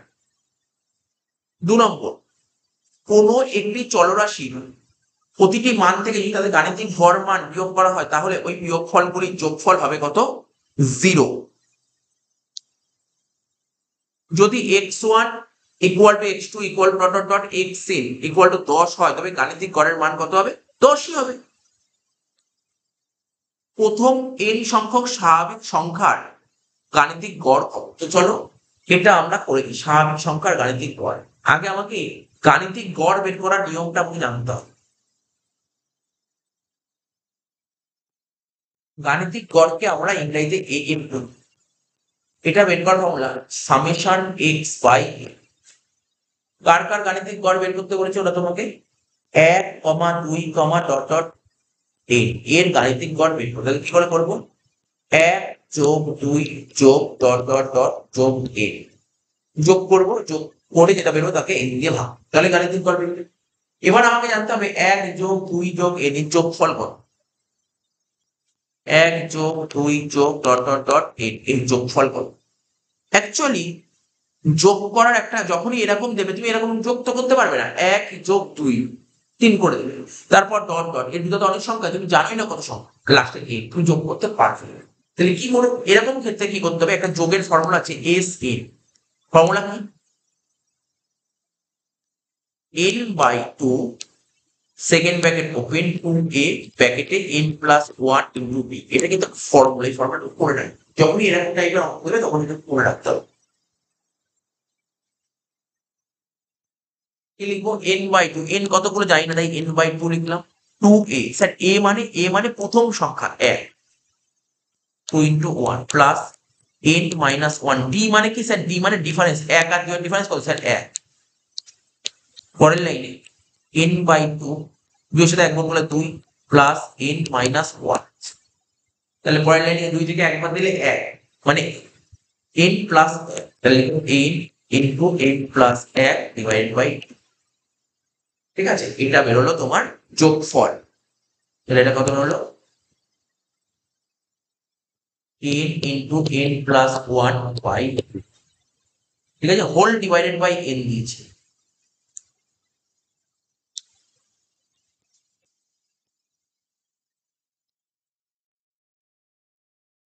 পরের লাইনে কি হবে? n by n plus 1 by 1 by n, n কেটে গেল, কারেক্ট অ্যান্সার হবে কি n প্লাস 1/2। ভালো করিয়ে দিলাম, কিন্তু ধরে ধরে করিয়ে দিলাম, n প্লাস 1/2 এটা হবে কারেক্ট অ্যান্সার। নেক্সট বলছে 1, 2, ডট ডট ডট 99, ঠিক আছে, তারপরে আবার কমা দিয়ে দিয়েছে 100। বলছে প্রথম 100টি স্বাভাবিক সংখ্যা হয় তাহলে এই সংখ্যাগুলির গাণিতিক গড়ের মান কত হবে? ঠিক আছে, এর গাণিতিক গড়ের মান কত? একদম সোজা। গাণিতিক গড় কি করে বের করতে হয় দেখো, আমি যেমন বলছি গাণিতিক গড় বের করার ফর্মুলা, যখন এতগুলো সংখ্যা তুমি যোগ করবে কি করে, এরকম কেসের ক্ষেত্রে একটা ফর্মুলা আছে এসিন, ওই যেটা আগে করলাম ওই বড় ফর্মুলা দেবো না, একটা ছোট ফর্মুলা আছে, ছোট ফর্মুলা লেখা আছে এসিন n/2 ব্র্যাকেটে a প্লাস n, ঠিক আছে, হয়ে গেল। করে যেটা বেরোবে, করে কত বেরোচ্ছে দেখা, করে যেটা বেরোবে সেটাকে, এটা বুঝতে পারলে তো? এটাই যোগফল। আগে যোগটা করে নাও, যোগ যোগ মানে এই ধরো এ কটা সংখ্যার যোগফল কত, যোগ করে যেটা বেরোবে সেটাকে n মানে 100 দিয়ে ভাগ করে দেবে, ঠিক আছে। তাহলে দেখো এখানে লিখছি n/2 a প্লাস l, প্রথম সংখ্যা 1 আর শেষ সংখ্যা 100, ঠিক আছে, ধরো যোগ করে আমার বেরোচ্ছে কত, এটা বেরোচ্ছে, এখানে লিখছি এ ব্র্যাকেটে 101 ডিভাইড বাই করে যেটা বেরোলো সেটাকে আবার এন দিয়ে ভাগ, করো, তাহলে এন এন কেটে যাচ্ছে, এন এন লাস্টের দিকে কেটে যাবে, তাহলে 101কে 2 দিয়ে ভাগ করলে কত হবে স্যার 50.5। তাহলে কারেক্ট অ্যান্সার কত বুঝতে পারলে, কারেক্ট অ্যান্সার হবে তোমার 50. বুঝতে পারলে, শর্টকাট ট্রিক্স করে দিলাম। এবার বলছে N1 এবং N2 সংখ্যক মান সম্পন্ন দুটি দলের গাণিতিক গড় যথাক্রমে x1 বার এবং x2 বার, এবং এই N1 প্লাস N2 সংখ্যক মানের সার্বিক গড় কত হবে।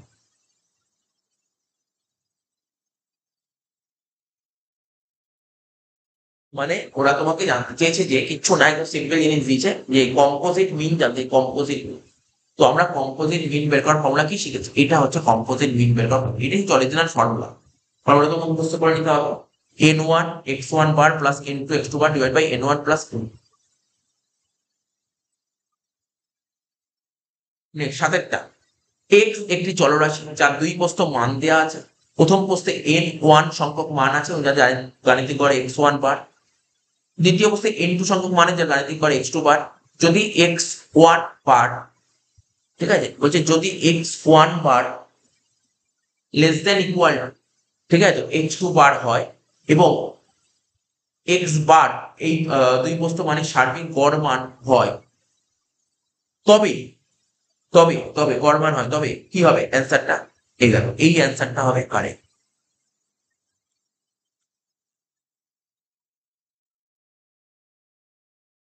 ঠিক আছে, এই অ্যান্সারটা হবে কারেক্ট। বলছে এক্স একটা চলরাশি যার দুটো মান দেওয়া আছে, প্রথম প্রথম প্রশ্ন মানে প্রথম ভাগে N1 সংখ্যক মান আছে যাদের গাণিতিক গড় x1 বার, দ্বিতীয় প্রশ্নে N2 আছে মানে x2 বার। ঠিক আছে, এবার বলছি যদি x2 চেয়ে যদি x1 বড় হয়, যদি x2 চেয়ে x1 বড় হয়, বলছে যদি x2 চেয়ে যদি সরি যদি x1 এর চেয়ে যদি x2 বড় হয়, তাহলে তোমার সার্বিক গড় মান কত, গড় মান তুমি তোমার যে গড় মানটা বেরোবে তোমার এখানে সেটাই দিয়েছে, x1 এর চেয়ে x বার বেশি হবে, আবার x বারের চেয়ে x2 বার বেশি হবে, এটা ওরা বলতে চেয়েছে। এটা আমাদের যে থিওরাম, মানে যে আমরা গাণিতিক গড় পড়েছিলাম সেই থিওরামে এই কথাটা লেখা ছিল। অ্যাকচুয়ালি এই ফর্মুলাটা তোমাকে মনে রাখতে হবে। আর যদি দুটি চলরাশি x ও y মধ্যে সম্বন্ধ হয়, y বলছে 3x প্লাস 10 আর x এর মান 50, তাহলে y এর মান কত, x এর মান যদি 50 হয় তাহলে 3 ইন্টু 50 প্লাস 10 কত হচ্ছে 150 সঙ্গে 10 যোগ করলে 160, কারেক্ট অ্যান্সার। বলছে একটি চলক x এর মান সহ ক্ষুদ্রতম ও বৃহত্তম মান যথাক্রমে 0.3 ও 1.1। ঠিক আছে, সবচেয়ে ছোট মান 0.3 আর বড় মান হচ্ছে 1.1। ঠিক আছে, নিম্নে প্রদত্ত মানগুলির মধ্যে গাণিতিক গড়ের সম্ভব মান কত, ওই যেটা এই মাত্র শেখালাম, যেটা তোমাকে এই মাত্র পড়ালাম না প্রথমে, সেটাই করতে হবে। 0.3 প্লাস 1.1, ঠিক আছে, divide by 2।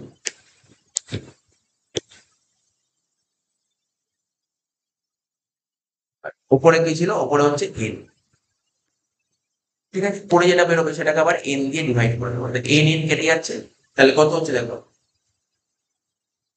0.3 plus 1.1 divide by 2 কত হচ্ছে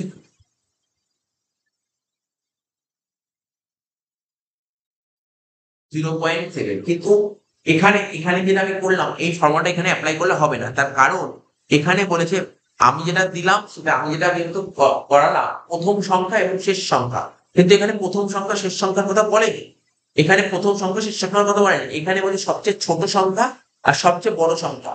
ঠিক আছে, সবচেয়ে ছোট সংখ্যা এবং সবচেয়ে বড় সংখ্যা এর গাণিতিক গড় কত হবে, সবচেয়ে ছোট সংখ্যা থেকে বড় সংখ্যা গাণিতিক গড় কত হবে।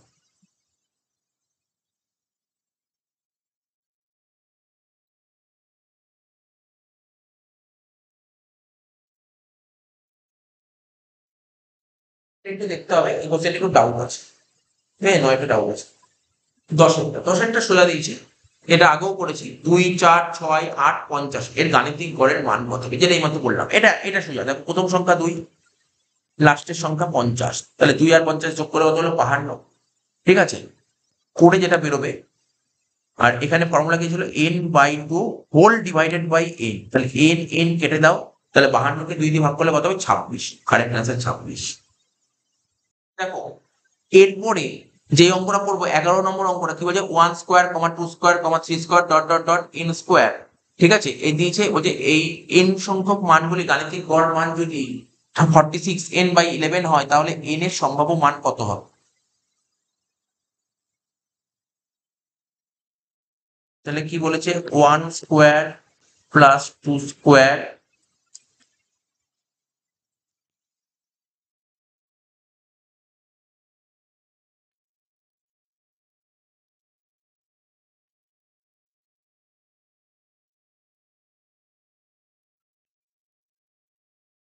Plus 3 square dot dot dot n square হয়।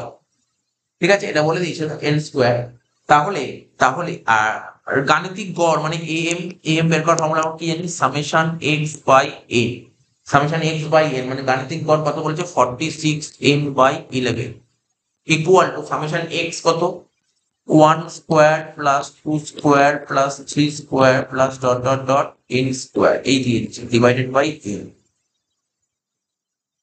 এবার এটা বের করার formula n into n plus 1 into 2n plus 1 whole divided by 6 ও তার হোল ডিভাইড বাই n। এটা হচ্ছে 46n/11। এবার নেক্সট লাইনে 46n/11 equal to n into n plus 1 into 2n plus 1 6। আর এই নিচে n এর জন্য কি হয়ে যাবে, 1/n। এই n কেটে যাচ্ছে।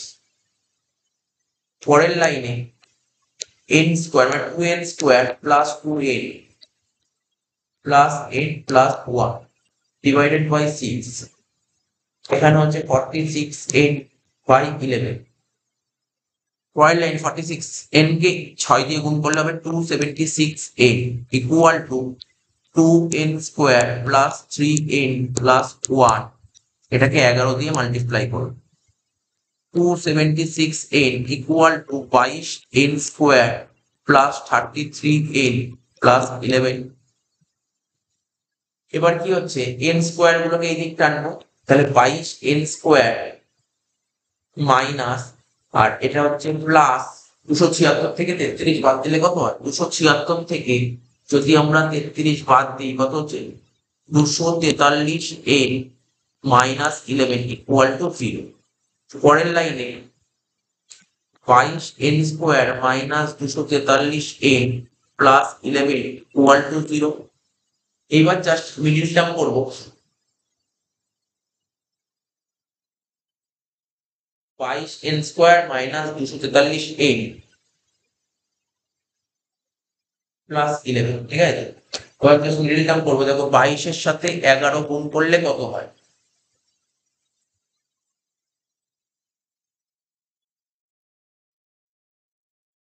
242। ঠিক আছে, 242। তাহলে কি লিখবো, 22n স্কোয়ার আর 243, তোমাকে 242টাকে এমন ভাবে সাজাতে হবে যেন 243 আসে। তাহলে কি করবো, 242 ওকে 242 minus 242n minus n plus 11 equal to 0। এবার 22 n যদি কমন না, তাহলে কি বলেছে, n মাইনাস 11। ঠিক আছে, মাইনাস 1 কমন নিলে n মাইনাস 11 ইকুয়াল টু 0। পরের লাইনে 22n minus 1 into n minus 11 equal to 0। 22n minus 1 equal to 0 হয়, তাহলে 22n ইকুয়াল টু 1। তাহলে n এর মান হচ্ছে 1/22। আর একটা n মাইনাস 11 ইকুয়াল টু 0, তাহলে n এর ভ্যালু কত হচ্ছে 11। তাহলে এই ভ্যালুটা হতে পারে, তাহলে এর ভ্যালু কত হবে 11। তাহলে দেখো অঙ্কটা তো এমসিকিউ দিয়েছিল, মানে অঙ্কটা কিন্তু বেশ বড় অঙ্কই ছিল। যদি তুমি করে করে ধরে ধরে দেখাতে চাও তাহলে তো অঙ্কটা বড় না। তাহলে এখানে কারেক্ট অ্যান্সার কিন্তু n এর ভ্যালু 11।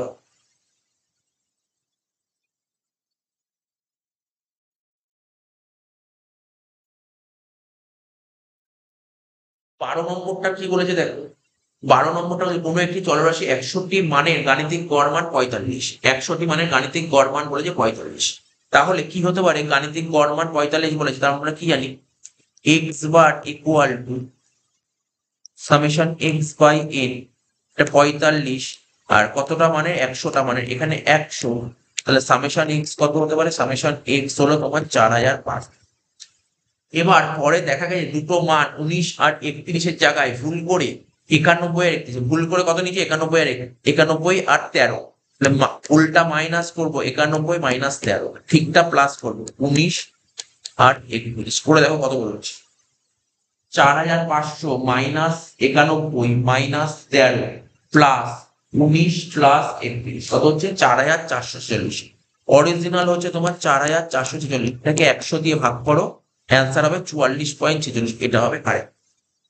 নেক্সট, দুটি চলরাশি এক্স ও ওয়াই, বলছে y equal to 5x minus 10, ঠিক আছে, এটা দাঁড়িয়ে 5x মাইনাস 10, এক্স বার যদি 20 হয় তাহলে ওয়াই কত, তাহলে এক্স এর ভ্যালু যদি 20 হয় তাহলে 5 ইন্টু 20 মাইনাস 10, মানে 100কে 10 দিয়ে মাইনাস করলে 90 হচ্ছে, এটা কারেক্ট অ্যান্সার। বলছে একটি চলরাশি 10টি পর্যবেক্ষণে, ঠিক আছে, 10টি পর্যবেক্ষণে 10 থেকে বিয়োগ ফলের যোগফল 20 হলে চলটি 10টি পর্যবেক্ষণের গাণিতিক গড় কত হবে, ঠিক আছে, গাণিতিক গড় 15 হবে, ঠিক আছে, গাণিতিক গড় 15 হবে।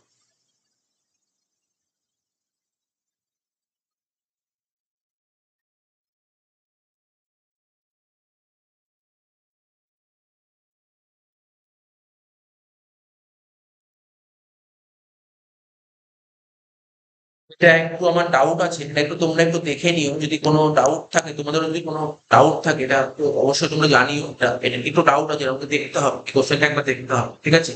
আচ্ছা, কোনো 100টি পর্যবেক্ষণের বৃহত্তম মান 97.5 থেকে পরিবর্তিত করে 197.5 করা হবে, এখন পর্যবেক্ষণ গাণিতিক গড় মান কত হবে, দেখো আগে ছিল 97.5, 100টা পর্যবেক্ষণ মানে কত ছিল 0.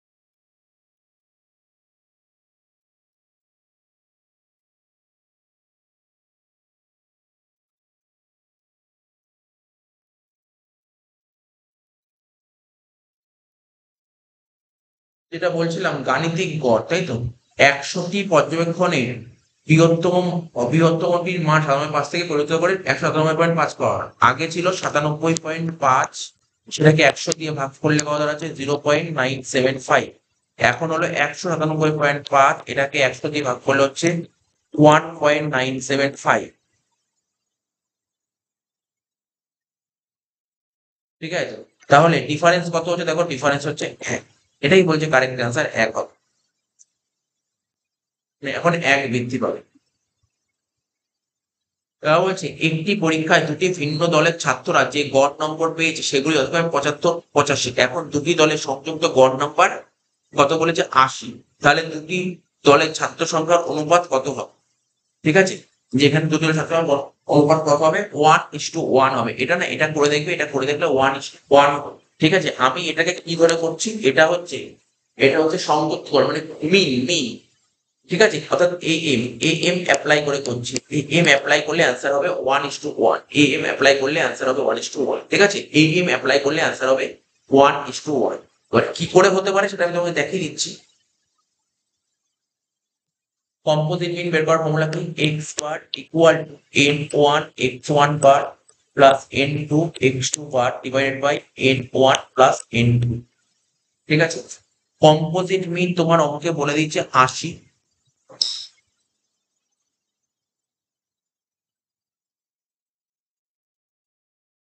আর গড় number 75, n1 75 plus n2 85 divide by n1 plus n2, পরের লাইনে কি হবে 80n1 minus 75n1 equal to 80n2 minus 85n2। তাহলে কত হচ্ছে 5n1 ইকুয়াল টু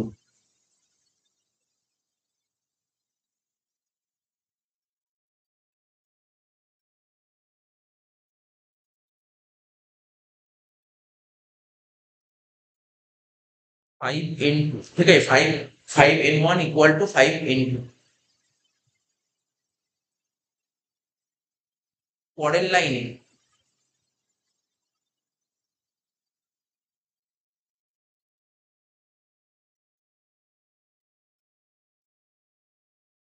এখানে একটা লাইন স্টেপ জাম্প করেছে, তোমাদের যদি বুঝতে অসুবিধা হয় আমি এটাকে একটু ভেঙে দেখিয়ে দিচ্ছি।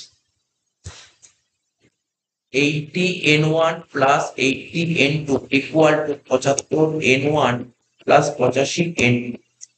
তাহলে 80n1 minus 85n2 equal to 75n1 minus 80n2। তাহলে এখানে কত হচ্ছে 5n2 equal to 5n1। Ratio কত হচ্ছে 1:1, যেটাই বললাম 1:1।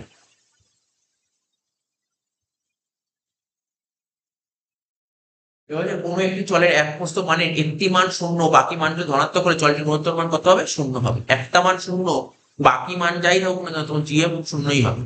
এবারে 24, 72, 108, 144 এর গুণোত্তর গড় কত হবে? 24, 72, 108, 144 এর গুণোত্তর গড় কত? 24 into 72 into 108 into 144 to the power কি হবে 1/4। 24 কে ভাঙলে কত হবে? 4 6 24, 2 দুগুণে 4 আর 6 মানে 3 দুগুণে 6, 72, 6 12 72। তাহলে 2 ইন্টু 2, 2 দুগুণে 4, 3 4 12, 12 ইন্টু 6, 3 ইন্টু 2, 108। 108 কে ভাঙো কত হবে? 108 কে ভাঙলে 3 36, 108 হয়। দেখো 36 মানে 3 ইন্টু 3, 3 তিরিক্ষে 9, ঠিক আছে 3 থেকে 9, 9 দুগুণে 18, 18 দুগুণে 36 হয়ে গেল 36 ইন্টু 3 প্লাস 144। তাহলে 144 এর এলসিএম করো, তাহলে 2 দিয়ে কত? 2 দিয়ে 72, 2 দিয়ে 36, 2 দিয়ে 18, 2 দিয়ে 9, 3। তাহলে কত হচ্ছে? 1 2 3 4 5, 5টা 2 একটা 3, 1 2 3 4, 5টা 2 একটা 3, পাওয়ার হচ্ছে 1 এর 4। 2 কটা? 1টা 2টো 3টে 4টে 5টা 6টা 7টা 8টা 9টা 10টা 11টা 12টা 13।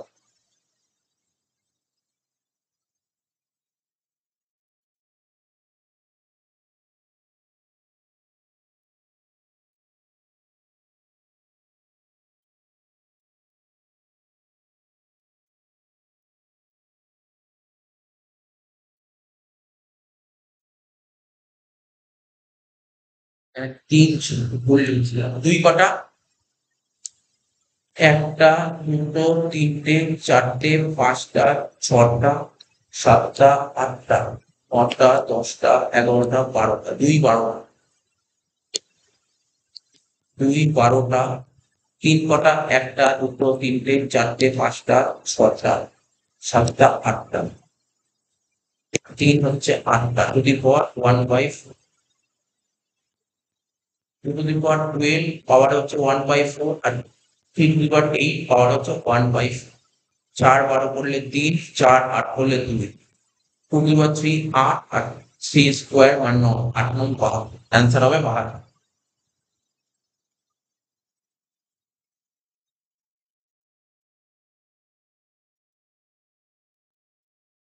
নেক্সট 3 12 48 এর গুণোত্তর গড় কত হবে? এটা অনেকটা সোজা হবে। 3 12 48, 3 12 কে ভাঙলে 3 4 12, 3 দুগুণে 6, 6 দুগুণে 12, 48, 6 8 48 মানে 3 দুগুণে 6 আর 8 মানে আরো 3টে 2, পাওয়ারে কত হবে? 3। 3 কটা আছে? 1 2 3, 3 3টে আর 2 কটা আছে 2টো, 3টে 4টে 5টা 6টা, 2 আছে 6টা, পাওয়ারে 1 3 3 কেটে গেল, 3 6 কাটলে 2, তাহলে 3 আর 4 অ্যান্সার হলো 12।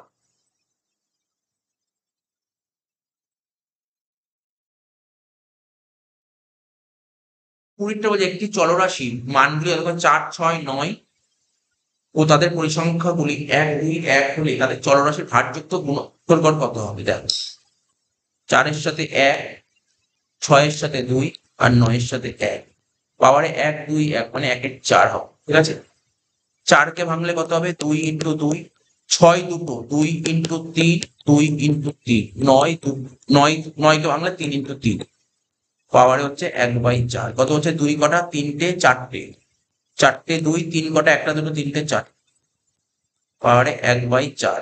4 4 কেটে গেল, কেটে গেল, এই কেটে গেল, তাহলে অ্যান্সার হবে 6। ঠিক আছে, নেক্সট 28 x 7 যদি গুণোত্তর প্রকৃত থাকে তাহলে বর্তমানে x এর মান কত? এর মধ্যে কোনটি x এর মান? যদিও x এর মান 14 হবে, তবু আমি বলে দিচ্ছি x ইকুয়াল টু 28 ইন্টু 7 এর রুট। ঠিক আছে, তাহলে রুটের মধ্যে 28 করলে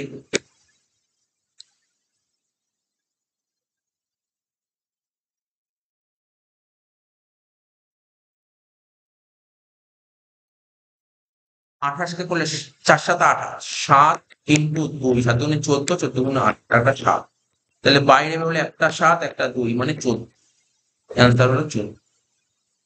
এবার হচ্ছে A4 8 গুণোত্তর যদি 6 হয় তাহলে এর মান কত? তাহলে আমরা কি জানি? A ইন্টু 4 ইন্টু 8 পাওয়ারে 1/3 ইকুয়াল টু 6, তাহলে 32A 1/3 ইন্টু 3 করে দাও, এখানে 6 এর মাথায় 3 করে দাও, 3 3 কেটে দাও, তাহলে 32A ইকুয়াল টু 216, তাহলে এর ভ্যালু 216 কে 32 দিয়ে ভাগ করলে কত হচ্ছে? 6.75, এটা হচ্ছে কারেক্ট অ্যান্সার। এবার 23-এরটা বলেছে 23 86 68 32, মানে মধ্যমা, মধ্যমা হলে আগে ছোট থেকে বড় ছোট থেকে বড় সাজাবো কি করে? প্রথমে লিখবো 32, তারপরে লিখবো 33, 32 33, তারপর লিখবো 48, ঠিক আছে, তারপর লিখবো 68, ঠিক আছে, তারপর 70, তারপর 86।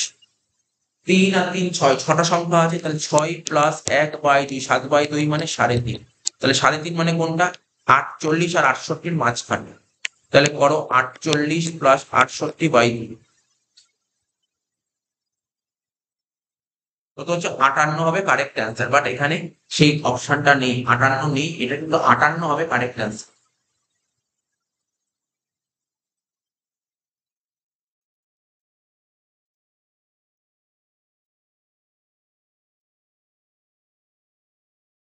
কিছু কি আইটেম ভুল লেখা হয়েছে? হুম, একটা আইটেম ভুল লেখা হয়েছে, জন্য অঙ্কের অ্যান্সার মেলেনি, অ্যান্সার 68 হবে। হ্যাঁ, অ্যান্সার 68 হবে, আমি বলে দিচ্ছি কেন। একটা 80 ছিল, তারপর 86, তাহলে কত হচ্ছে?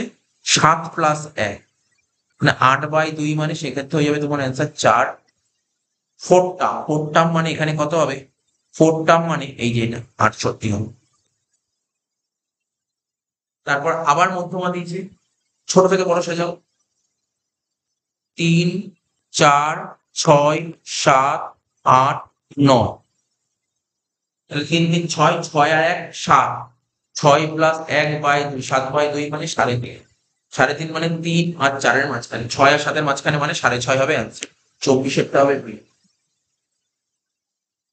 তা বলছে কোনো অবিচ্ছিন্ন চলরাশির পরিসংখ্যান বিভাজনের ক্ষেত্রে চলরাশি সেই মানটির মধ্যমা হবে যার অমৌলিক পরিসংখ্যান নিচ থেকে হবে, এটা হচ্ছে n/2 হবে। ঠিক আছে, এটা হচ্ছে কারেক্ট অ্যান্সার, কোনো সন্দেহ নেই, এই কারেক্ট অ্যান্সার এটা হচ্ছে।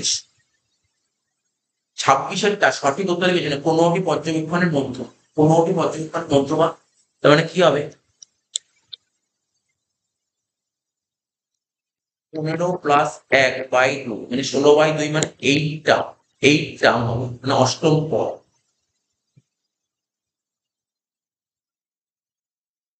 অষ্টম পদ হচ্ছে অষ্টম মানটি, অষ্টম মানটি যখন পর্যবেক্ষণগুলি কোনটি তাদের মান অনুযায়ী ঊর্ধ্বক্রমে সাজানো হয়, এটা বেশি কারেক্ট।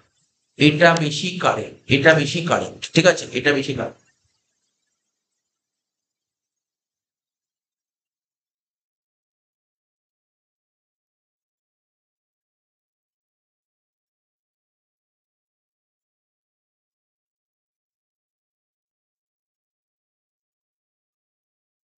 আচ্ছা, এবার দেখো 27 নম্বর কোশ্চেনটা কি বলছে, যদি পরপর 11টি স্বাভাবিক সংখ্যার যোগফল 2761 হয় তবে তাদের মধ্যবর্তী সংখ্যা কত হবে? তো ভালো কোশ্চেন দিয়েছে, কোশ্চেনটা খুবই সুন্দর একটা কোশ্চেন দিয়েছে। তো দেখো, ও এর অ্যান্সারটা আমি বলে দিচ্ছি। বলছে পরপর 11টি স্বাভাবিক সংখ্যা, ঠিক আছে, তোমাকে পরপর 11টা স্বাভাবিক সংখ্যা নিতে হবে, পরপর 11টা স্বাভাবিক সংখ্যা যোগ করে যোগফল 2761 হবে, ঠিক আছে তো। এবার দেখো, এবং তাদের মধ্যবর্তী সংখ্যা কত হবে, তাহলে আমাকে জানতে হবে সেই সংখ্যাটা কত, কোন সংখ্যা থেকে শুরু করবো, ঠিক আছে। তো দেখো, আমি তোমাকে বলছি, কিভাবে করতে হবে অঙ্কটা। তো খাতা দেখো, খাতাগুলো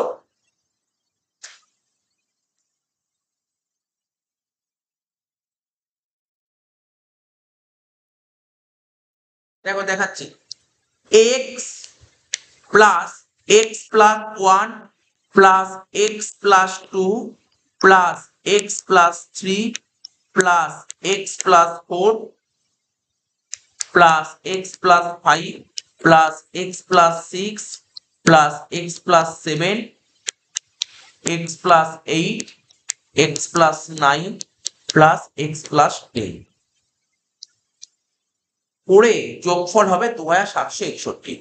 বলছে পর পর, বলছে পর পর, কোশ্চেনটা আরো একবার দেখা যাক। বলছে পরপর 11টি স্বাভাবিক সংখ্যার যোগফল, 11টি স্বাভাবিক সংখ্যার যোগফল, তাহলে কোন সংখ্যা থেকে শুরু হবে? আমি ধরি এক্স সংখ্যা থেকে শুরু হবে, এক্স, তাহলে যেই সংখ্যাটা নিয়েছি সেটা এক্স, তাহলে তার সাথে এক যোগ করব, এটা একটা সংখ্যা এক্স, তার সাথে এক যোগ করব দুটো সংখ্যা, ঠিক আছে, দুটো সংখ্যা হলো। তারপর 2 যোগ করবো এক্স এর সাথে তিনটে সংখ্যা, 4টে, 5টা, 6টা, 7টা, 8টা, 9টা, 10টা, 11টা, ঠিক আছে। যোগ করে 2761 হবে যোগফল।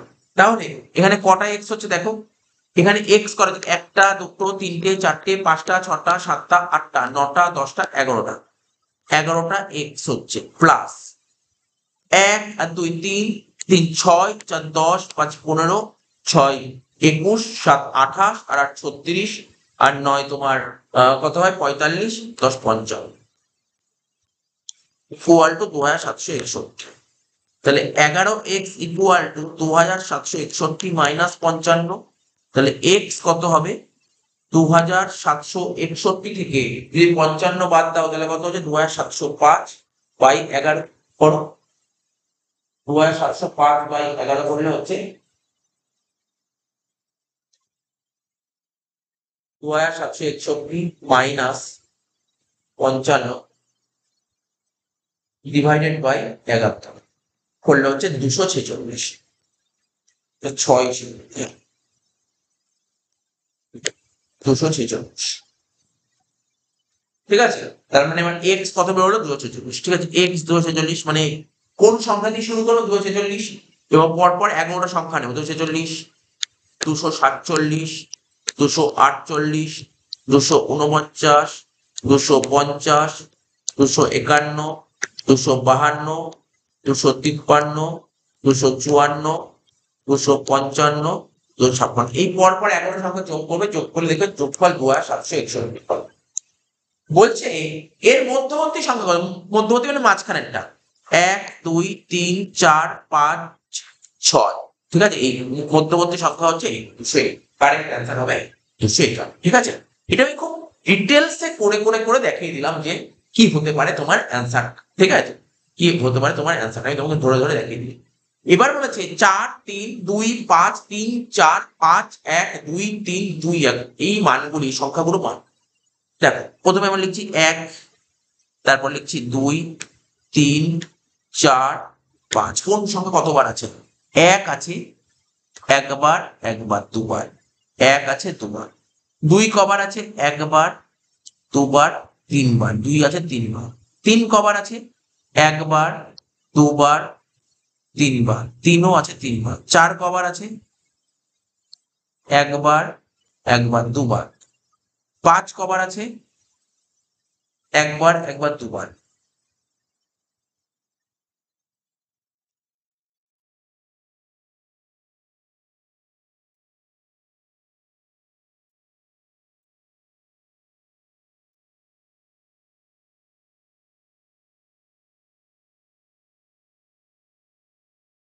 তো বলছে এই মানগুলির মধ্যে সংখ্যাগুলো মান কোনটা?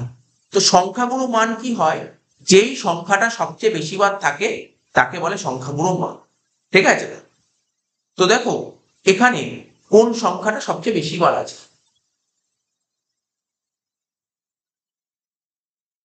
এখানে আমরা দেখতে পাচ্ছি, আমরা একটু ডেটাগুলো আর একবার জাস্ট মিলিয়ে নেব ঠিকঠাক আছে কিনা। 4 3 2 5, 3 4 5 1, 7 3 2 1। আচ্ছা, এটা ছিল 7, সরি এটা একটু ভুল ছিল, এটা 2 হবে না, এটা 7 ছিল।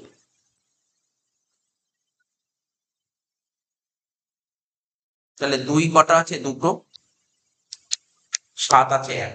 কোন সংখ্যাটা সবচেয়ে বেশি বার আছে? 3 সংখ্যাটা 3 বার আছে, তাহলে এখানে কারেক্ট অ্যান্সার হবে 3।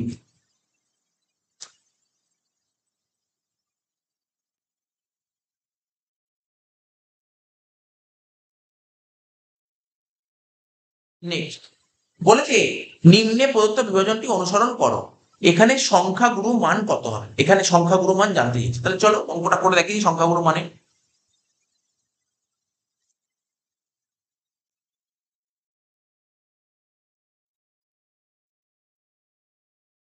50 থেকে 59, 60 থেকে 69, 70 থেকে 79, 80 থেকে 89, 90 থেকে 99। 6, 14, 16, 13, 3। এবার আমরা কি শিখেছিলাম মিডিয়ান আর মোডের ক্ষেত্রে, মানে মধ্যমা আর হচ্ছে সংখ্যাগুরু মানের ক্ষেত্রে তোমার ক্লাস বাউন্ডারি বের করতে হয়। কখন ক্লাস বাউন্ডারি বের করবো? দেখো দুটো ঘরের মধ্যে গ্যাপ থাকলে, গ্যাপ আছে তাহলে ক্লাস বাউন্ডারি বের করতে হবে। প্রথমটা থেকে 0.5 বাদ আর পরেরটার সাথে 0.5 যোগ, তাহলে কত হচ্ছে দেখো, এই হচ্ছে 59.5, এটা হচ্ছে 69.5, এটা হচ্ছে 69.5, এটা হচ্ছে 79.5, এটা হচ্ছে 79.5, এটা হচ্ছে 89.5, এটা 89.5, এটা 99.5। তাহলে এখানে যে ফ্রিকোয়েন্সি, এটা তো ফ্রিকোয়েন্সি ঘর, এর মধ্যে সবচেয়ে বড় সংখ্যা কত? 16। তাহলে এই ঘরটাকে তোমাকে কভার করতে হবে। এটা হয়ে গেল তোমার এফএমও, এটা হবে F1, এটা হবে F2, এটাকে বলে N.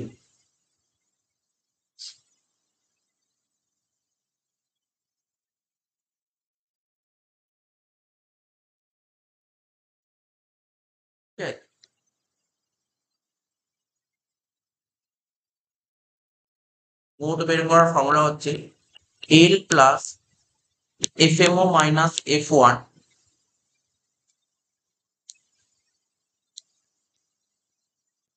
Divide by 2 FMO minus F1 minus F2 into R.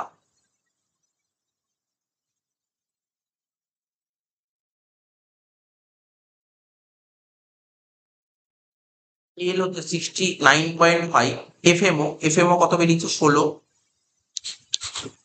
Minus F1 কত? 14, divide by 2 into 16 minus 14 minus F2 কত? F2 হচ্ছে 13। আর আই মানে ডিফারেন্স কত? 69 থেকে 79, 10। 69.5 প্লাস 16 থেকে 14 বাদ দিলে 2 ইন্টু 10 ডিভাইড বাই 16 দুগুণে 32 মাইনাস 27। 69.5 প্লাস 20/5 কত হচ্ছে? 20/5 করলে 4, মানে অ্যান্সার হচ্ছে 73.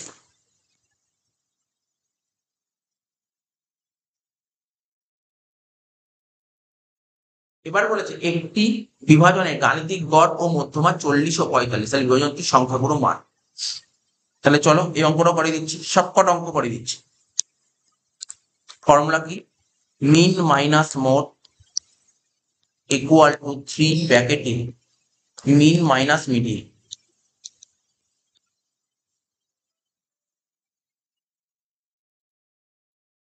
হ্যালো,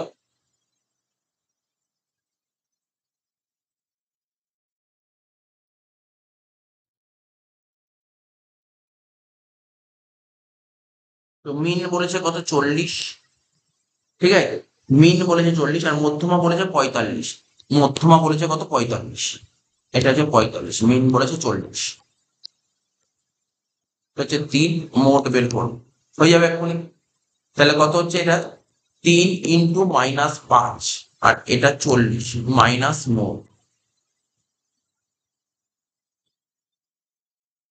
তাহলে মাইনাস মোট ইকুয়াল টু -15 আর এখানে -40, তাহলে কত হচ্ছে -50।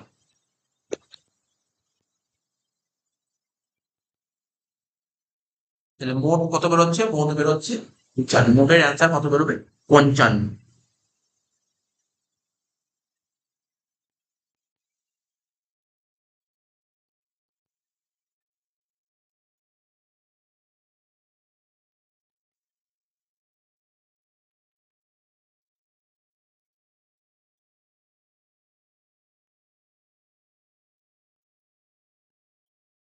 মোটের অ্যান্সার বেরোবে কত 55, তাহলে বোঝা গেল অঙ্কটা। 30-এরটা হলো। এবার এই দেখো 31-এরটা, এটাও আবার সেম ভাবে দিয়েছে। গাণিতিক গড় বলেছে 20 আর মধ্যমা বলেছে 25, তাহলে সংখ্যাগুলো মান কত। তো চলো 31-এরটাও করে দিই। Mean minus mode equal to 3 into ব্র্যাকেটে মিন মাইনাস মিডিয়ান।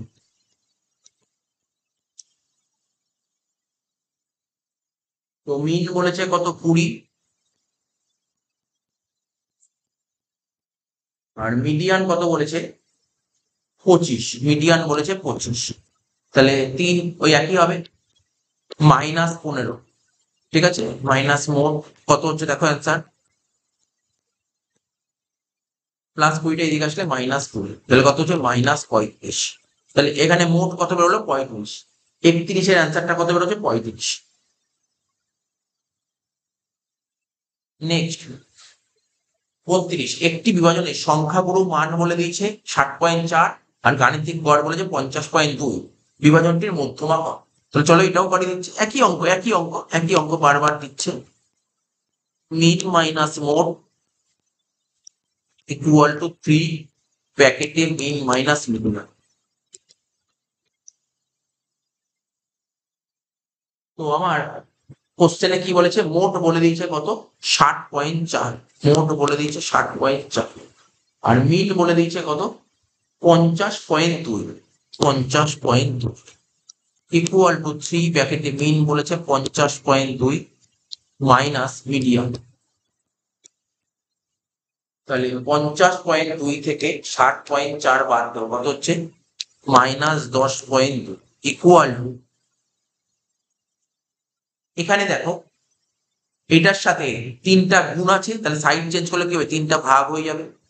তাহলে এখানে কি করব 50.2 minus median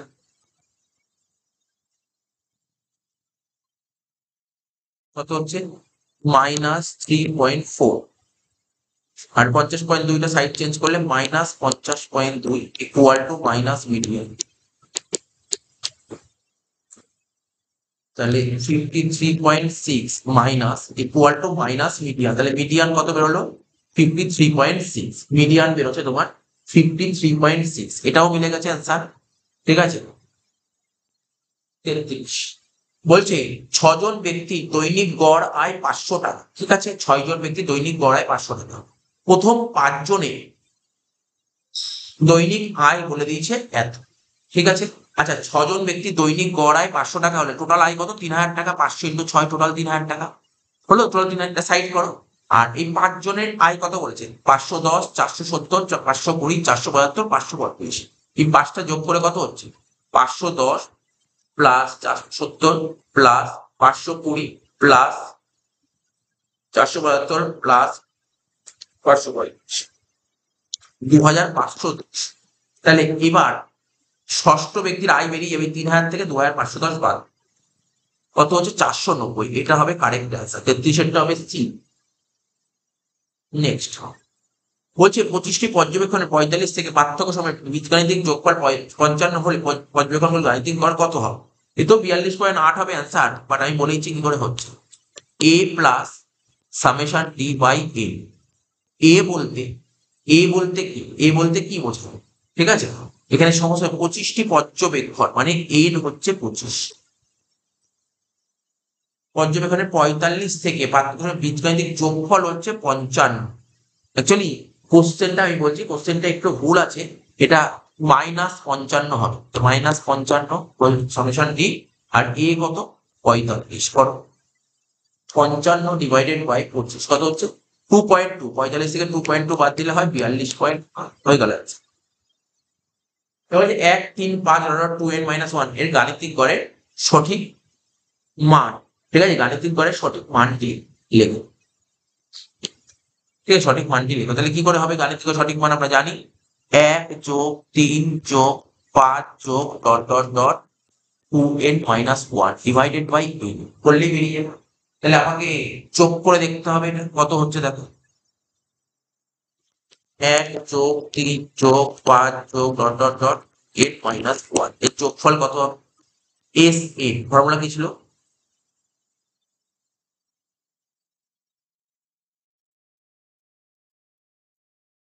n/2 second bracket open 2a plus n-1 into a। তাহলে n/2, n তো জানি না, তাহলে n/2 লিখবো। 2a এর সাথে a মানে প্রথম পদ মানে 1 প্লাস n-1 d, d মানে 1, 3, 5 ডিফারেন্স কত করে 2। তারপরের লাইনে n/2 2 প্লাস 2a - 2, 2 কেটে যাবে, কত হচ্ছে 2n²/2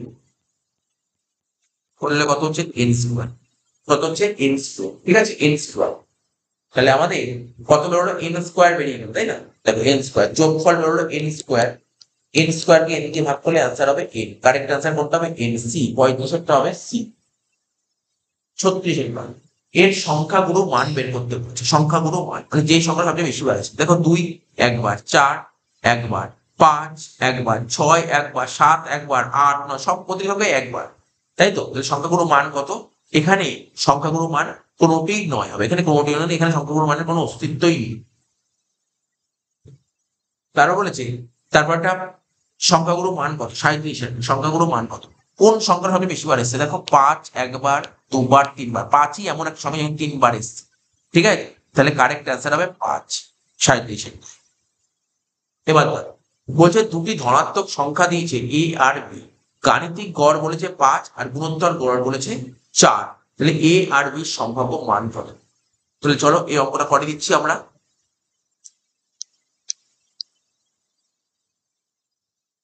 ঠিক আছে, গাণিতিক গড়, দুটো সংখ্যার গাণিতিক গড়। গাণিতিক গড় কি করবো? দুটো সংখ্যা এ আর B, a plus B by 2 5। তাহলে a প্লাস বি এর ভ্যালু কত হয়ে গেল তোমার? 10। তার মানে a এর ভ্যালু কত হলো? 10 - b। আর গুণোত্তর গড় মানে গুণ করবো a b, পাওয়ারে হবে হাফ, ঠিক আছে? গুণোত্তর গড় কত বলেছে? 4।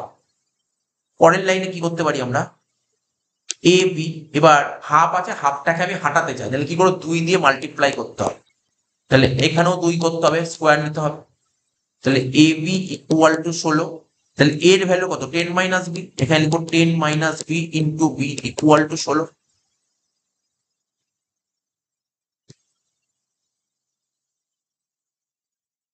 ঠিক আছে, তাহলে কি হবে? 10b - b² -16 equal to 0। সাজালে b² - 10b plus 16 equal to 0। এবার জাস্ট তোমাকে একটা ছোট্ট একটা মিডিল টার্ম যাবে। মিডিল টার্ম কি হবে? b² - 8b - 2b plus 16 equal to 0। b common নিলে b - 8 - 2 কমন নিলে b - 8 equal to 0। b - 2 equal to 0, আবার b - 8 ইকুয়াল টু 0। তাহলে b এর মান হচ্ছে 2 আর এখানে b এর মান 8। b এর মান 2 হলে এর মান 8 আর b এর মান 8 হলে এর মান 2। ঠিক আছে, কিন্তু এখানে কোশ্চেনটা কি বলেছে? এখানে a এর ভ্যালু বড় হবে, b এর ভ্যালু ছোট হবে। তার মানে এখানে কারেক্ট অ্যান্সার কি করবে, এইটা হবে কারেক্ট অ্যান্সার। এর মান 8, বির মান 2। এর মান 8, বির মান 2, মানে বির অ্যান্সারটা হবে কারেক্ট অ্যান্সার। এবার বলেছে, তারপর বলেছে একটা মিসিং দিয়েছে, এটা গাণিতিক গড়ের অঙ্ক দিয়েছে, তাহলে কি হবে, 7 যোগ x-2 যোগ 10 যোগ x+3, কটা, চারটে সংখ্যা, ইকুয়াল টু 9। এক্স এর ভ্যালু কত হবে, এক্স আর এক্স, 2x, ঠিক আছে, 2x, 7 থেকে 2 বাদ দিলে 5, 5, 13 আর 5 18, 2x plus 18 equal to 36। 2x equal 36 থেকে 18 বাদ দিলে 18 হয়, তাহলে x এর ভ্যালু হচ্ছে 9, কারেক্ট অ্যান্সার হবে 9। হয়ে গেল।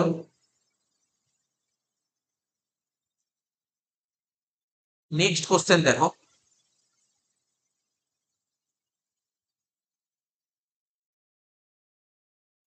28, 7 এর গুণোত্তর গড় x হলে x এর মান কত। মোট কথা অত কিছু ভাবতে হবে না, 28 আর 7-এর জিপি বের করতে হবে। তাহলে কি করে করবো, 28 আর 7-এর জিপি বার করবো, পাওয়ারে হবে হাফ, 28 কে ভাঙলে কত হবে, 7 ইন্টু 2 ইন্টু 2, আর এখানে একটা 7 পাওয়ারে হাফ। তাহলে তুমি দেখো নর্মালি অ্যান্সার হবে 14। কি করে 14 হচ্ছে, 7 দুটো, 2 দুটো, পাওয়ারে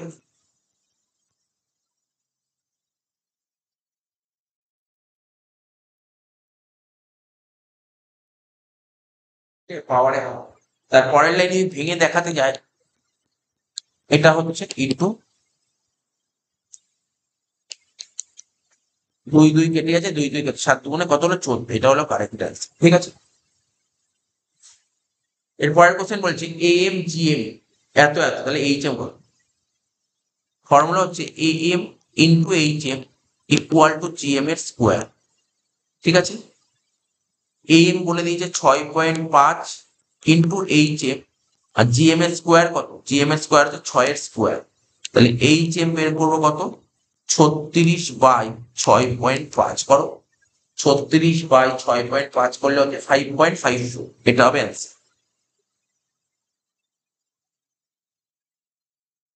তারপর 42, ওই একই গাণিতিক গড়ের অঙ্ক দিয়েছে, 7 plus x-3 plus 10 plus x+3 plus x-5, কটা সংখ্যা, 5টা সংখ্যা, তাই তো, একটা দুটো তিনটে চারটে 5টা, ইকুয়াল টু বলেছে 15। তাহলে এখানে x এর ভ্যালু দেখো কত হচ্ছে, 7 থেকে 3 বাদ দিলে 4, 4-এর সাথে 10 যোগ করলে 14, 3 17, 17 থেকে 5 বাদ দিলে কত হয়, 12, 12 plus x x x 3x, 12 plus 3x equal to 75। তাহলে 3x কত হচ্ছে, 75 থেকে 12 বাদ দিলে 63, তাহলে x এর ভ্যালু হচ্ছে 21, তাহলে কারেক্ট অ্যান্সার হবে 21।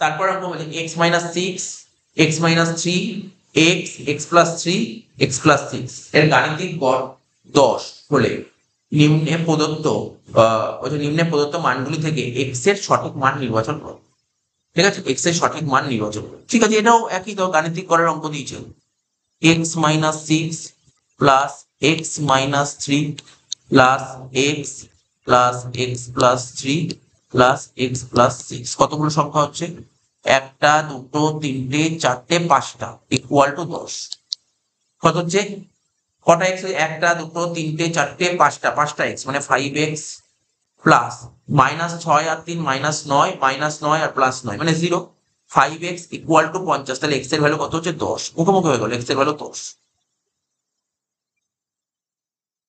নেক্সট কি বলেছে, দুটি সংখ্যার am আর gm, ওই আগেই দিয়েছি, am আর gm দিয়েছে কত, 25 আর 15, তো নিম্নে প্রদত্ত মানগুলি থেকে মানগুলি সংখ্যা দুটির মান নির্বাচন করো,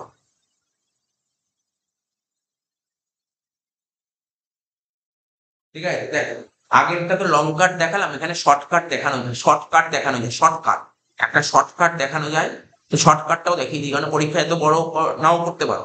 তাহলে বলছে দুটি সংখ্যার am আর gm বলেছে 25 আর 15, ঠিক আছে।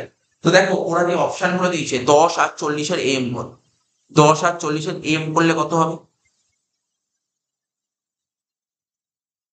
10 আর 40-এর m করলে কত হচ্ছে? m করলে মানে 10 আর 40, 10 আর 40-এর m করলে দেখো 10 প্লাস 40 ডিভাইড বাই 2, 50 কে 2 দিয়ে করলে 25 হচ্ছে m। আর gm কত হবে? 10 আর 40-এর gm করলে দেখো 10 আর 40-এর gm করলে স্যার 10 ইন্টু 40 পাওয়ারে হাফ। ঠিক আছে, তো দেখো 10 কে ভাঙলে কত হচ্ছে? মানে আমাকে দেখতে হবে এই 10 আর 40-এ জিএম করলে কি 15 আসছে, এটা দেখতে হবে। যদি সত্যি 15 চলে আসে তাহলে মানে এর অ্যান্সারটা রাইট। দেখি মনে হচ্ছে 15 আসবে। 20 আসছে। 10 আর 40-এ 10 দেখো না কি করলাম, আমি কি করলাম 10 আর 40 করে তার হাফ করলাম, 10 আর 40-এর হাফ করলে এটা হচ্ছে তোমার 20 হচ্ছে, তার মানে আমার এই অ্যান্সার হলো। একই রকম ভাবে আমাকে সব করতে হবে। সব করা না তুমি জিএম করে দেখো না, সব করা তুমি জিএম করে দেখো, সব করার এম কিন্তু 25ই বেরোবে। সব করা তুমি জিএম করে দেখো, ঠিক আছে, সব করা জিএম করে দেখো। প্রথমটা জিএম বেরোলো 20, হলো না। সেকেন্ডেরটা জিএম করো 15 আর 35, কি করবো 15 ইন্টু জিএম তো মানে গুণ 15 ইন্টু 35, তুমি একবারে গুণ করে রুট করে দাও, তাহলেই তো হয়ে যাবে, শর্টকাট ট্রিক্স। গুণ করে রুট করে দাও, তাহলে 15 ইন্টু 35 গুণ করলে বেরোচ্ছে 525, তার রুট করলে বেরোচ্ছে 22 পয়েন্ট সামথিং, 22.91, এনা বুঝো। তাহলে এটাও হচ্ছে না। থার্ড পয়েন্টে চলে যাও, 20 আর 30 গুণ করলে কত হয়? 600, 600 রুট করলে কত হবে? 600 রুট করলে হবে 24 পয়েন্ট সামথিং, তাহলে এটাও হচ্ছে না, এ বি সি হচ্ছে।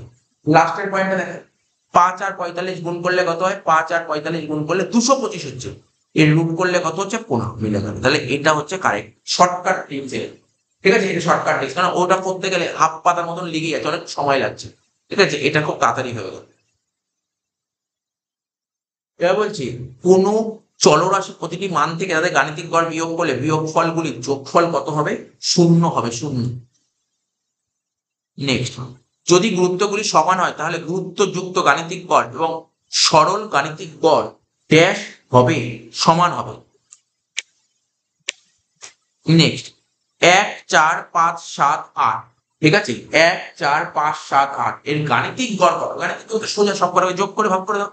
1 আর 4 5, 5 আর 5 10, 10 আর 7 17, 17 আর 25, 25 কে 5 দিয়ে ভাগ করলে 5 হবে।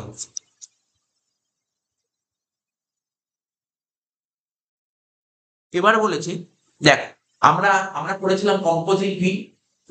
কম্পোজিট ভিনের ফর্মুলা কি ছিল?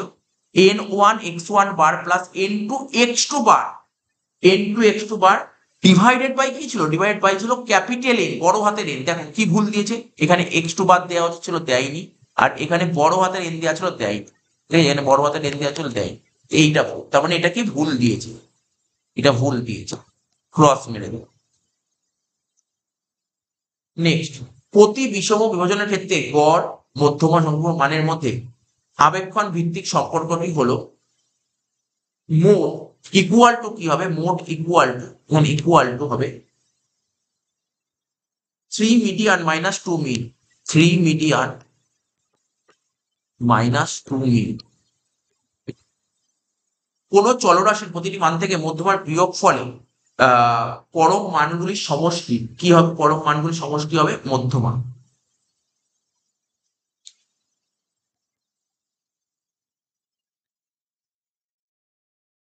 সমযোগী পরিসংখ্যা রেখাদ্বয় থেকে মধ্যমা সহজেই বের করা যায়।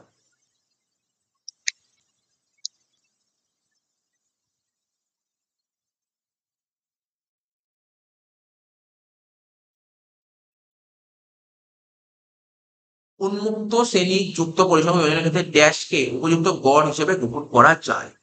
ঠিক আছে, তো মধ্যমা, এটাও মধ্যমা।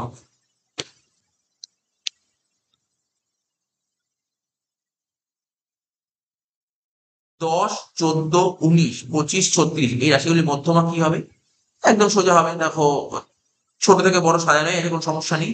কটা সংখ্যা? 3টে, 2টো, 5টা, 5টা সংখ্যা, তো তাহলে 5 প্লাস 1 6/2, মানে 3 নম্বরটা, মানে কারেক্ট অ্যান্সার হবে 19। নেক্সট, যে রাশি সব থেকে বেশি বার উপস্থিত হয় তাকে কি বলে? মোট বলে। মোট মানে সংখ্যাগুরু মান। এবার বলেছি, গাণিতিক গড় থেকে রাশিমালার বিচ্যুতির সমষ্টি সর্বনিম্ন এটা ঠিক। তার বলেছে গাণিতিক গড় বের করার জন্য ক্রমযৌগিক পরিসংখ্যা বিভাজনকে, ঠিক আছে, বিভাজনকে সরল পরিসংখ্যা বিভাজনে রূপান্তরিত করতে হবে। এটা ভুল। বড় সংখ্যার গুরুত্ব বড় রাশি, ছোট সংখ্যার গুরুত্ব ছোট রাশি ধরে গুরুত্বযুক্ত গড় বের করলে তা সরল গাণিতিক গড়ের থেকে কম হবে। এটা ঠিক। রেখাচিত্রের সাহায্যে গাণিতিক গড় নির্ণয় করা যায় না। ঠিক।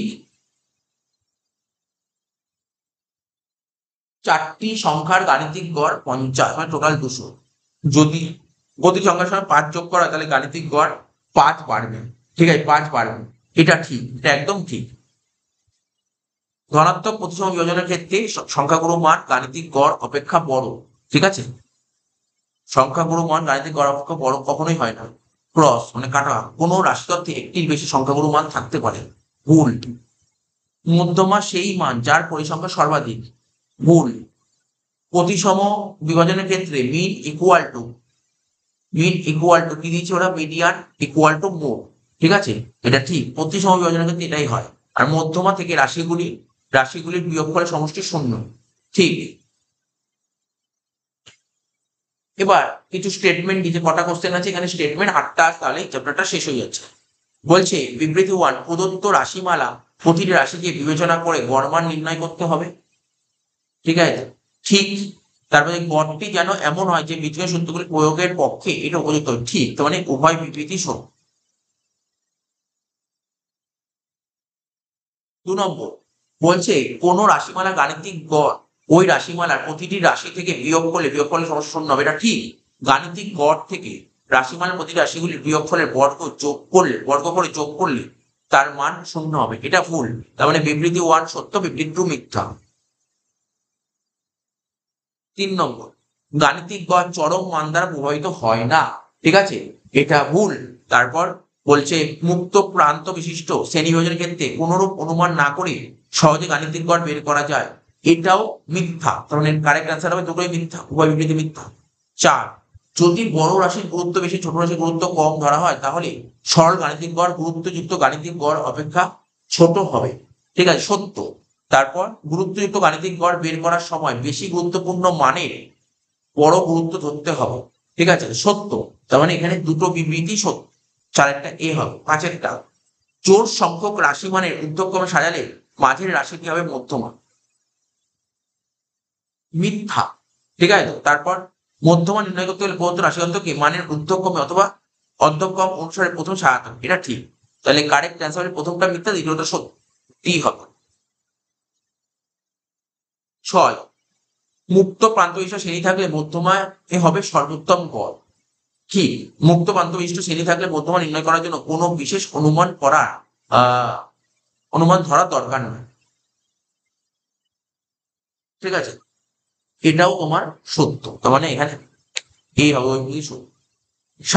সর্বাপেক্ষা সাধারণ মানের মোস্ট টাইপিক্যাল ভ্যালু ক্ষেত্রে গাণিতিক গড় বা মধ্যমান সংখ্যাগুরু মান 3। ঠিক আছে, মিথ্যা। পরিসংখ্যা বিভাজনের ক্ষেত্রে সংখ্যাগুরু মান নির্ধারিত হয় সর্বনিম্ন পরিসংখ্যা বিচার করে। ঠিক আছে, মিথ্যা। তাহলে এখানে হবে উভয় বিবৃতি মিথ্যা। 7-একটা হবে।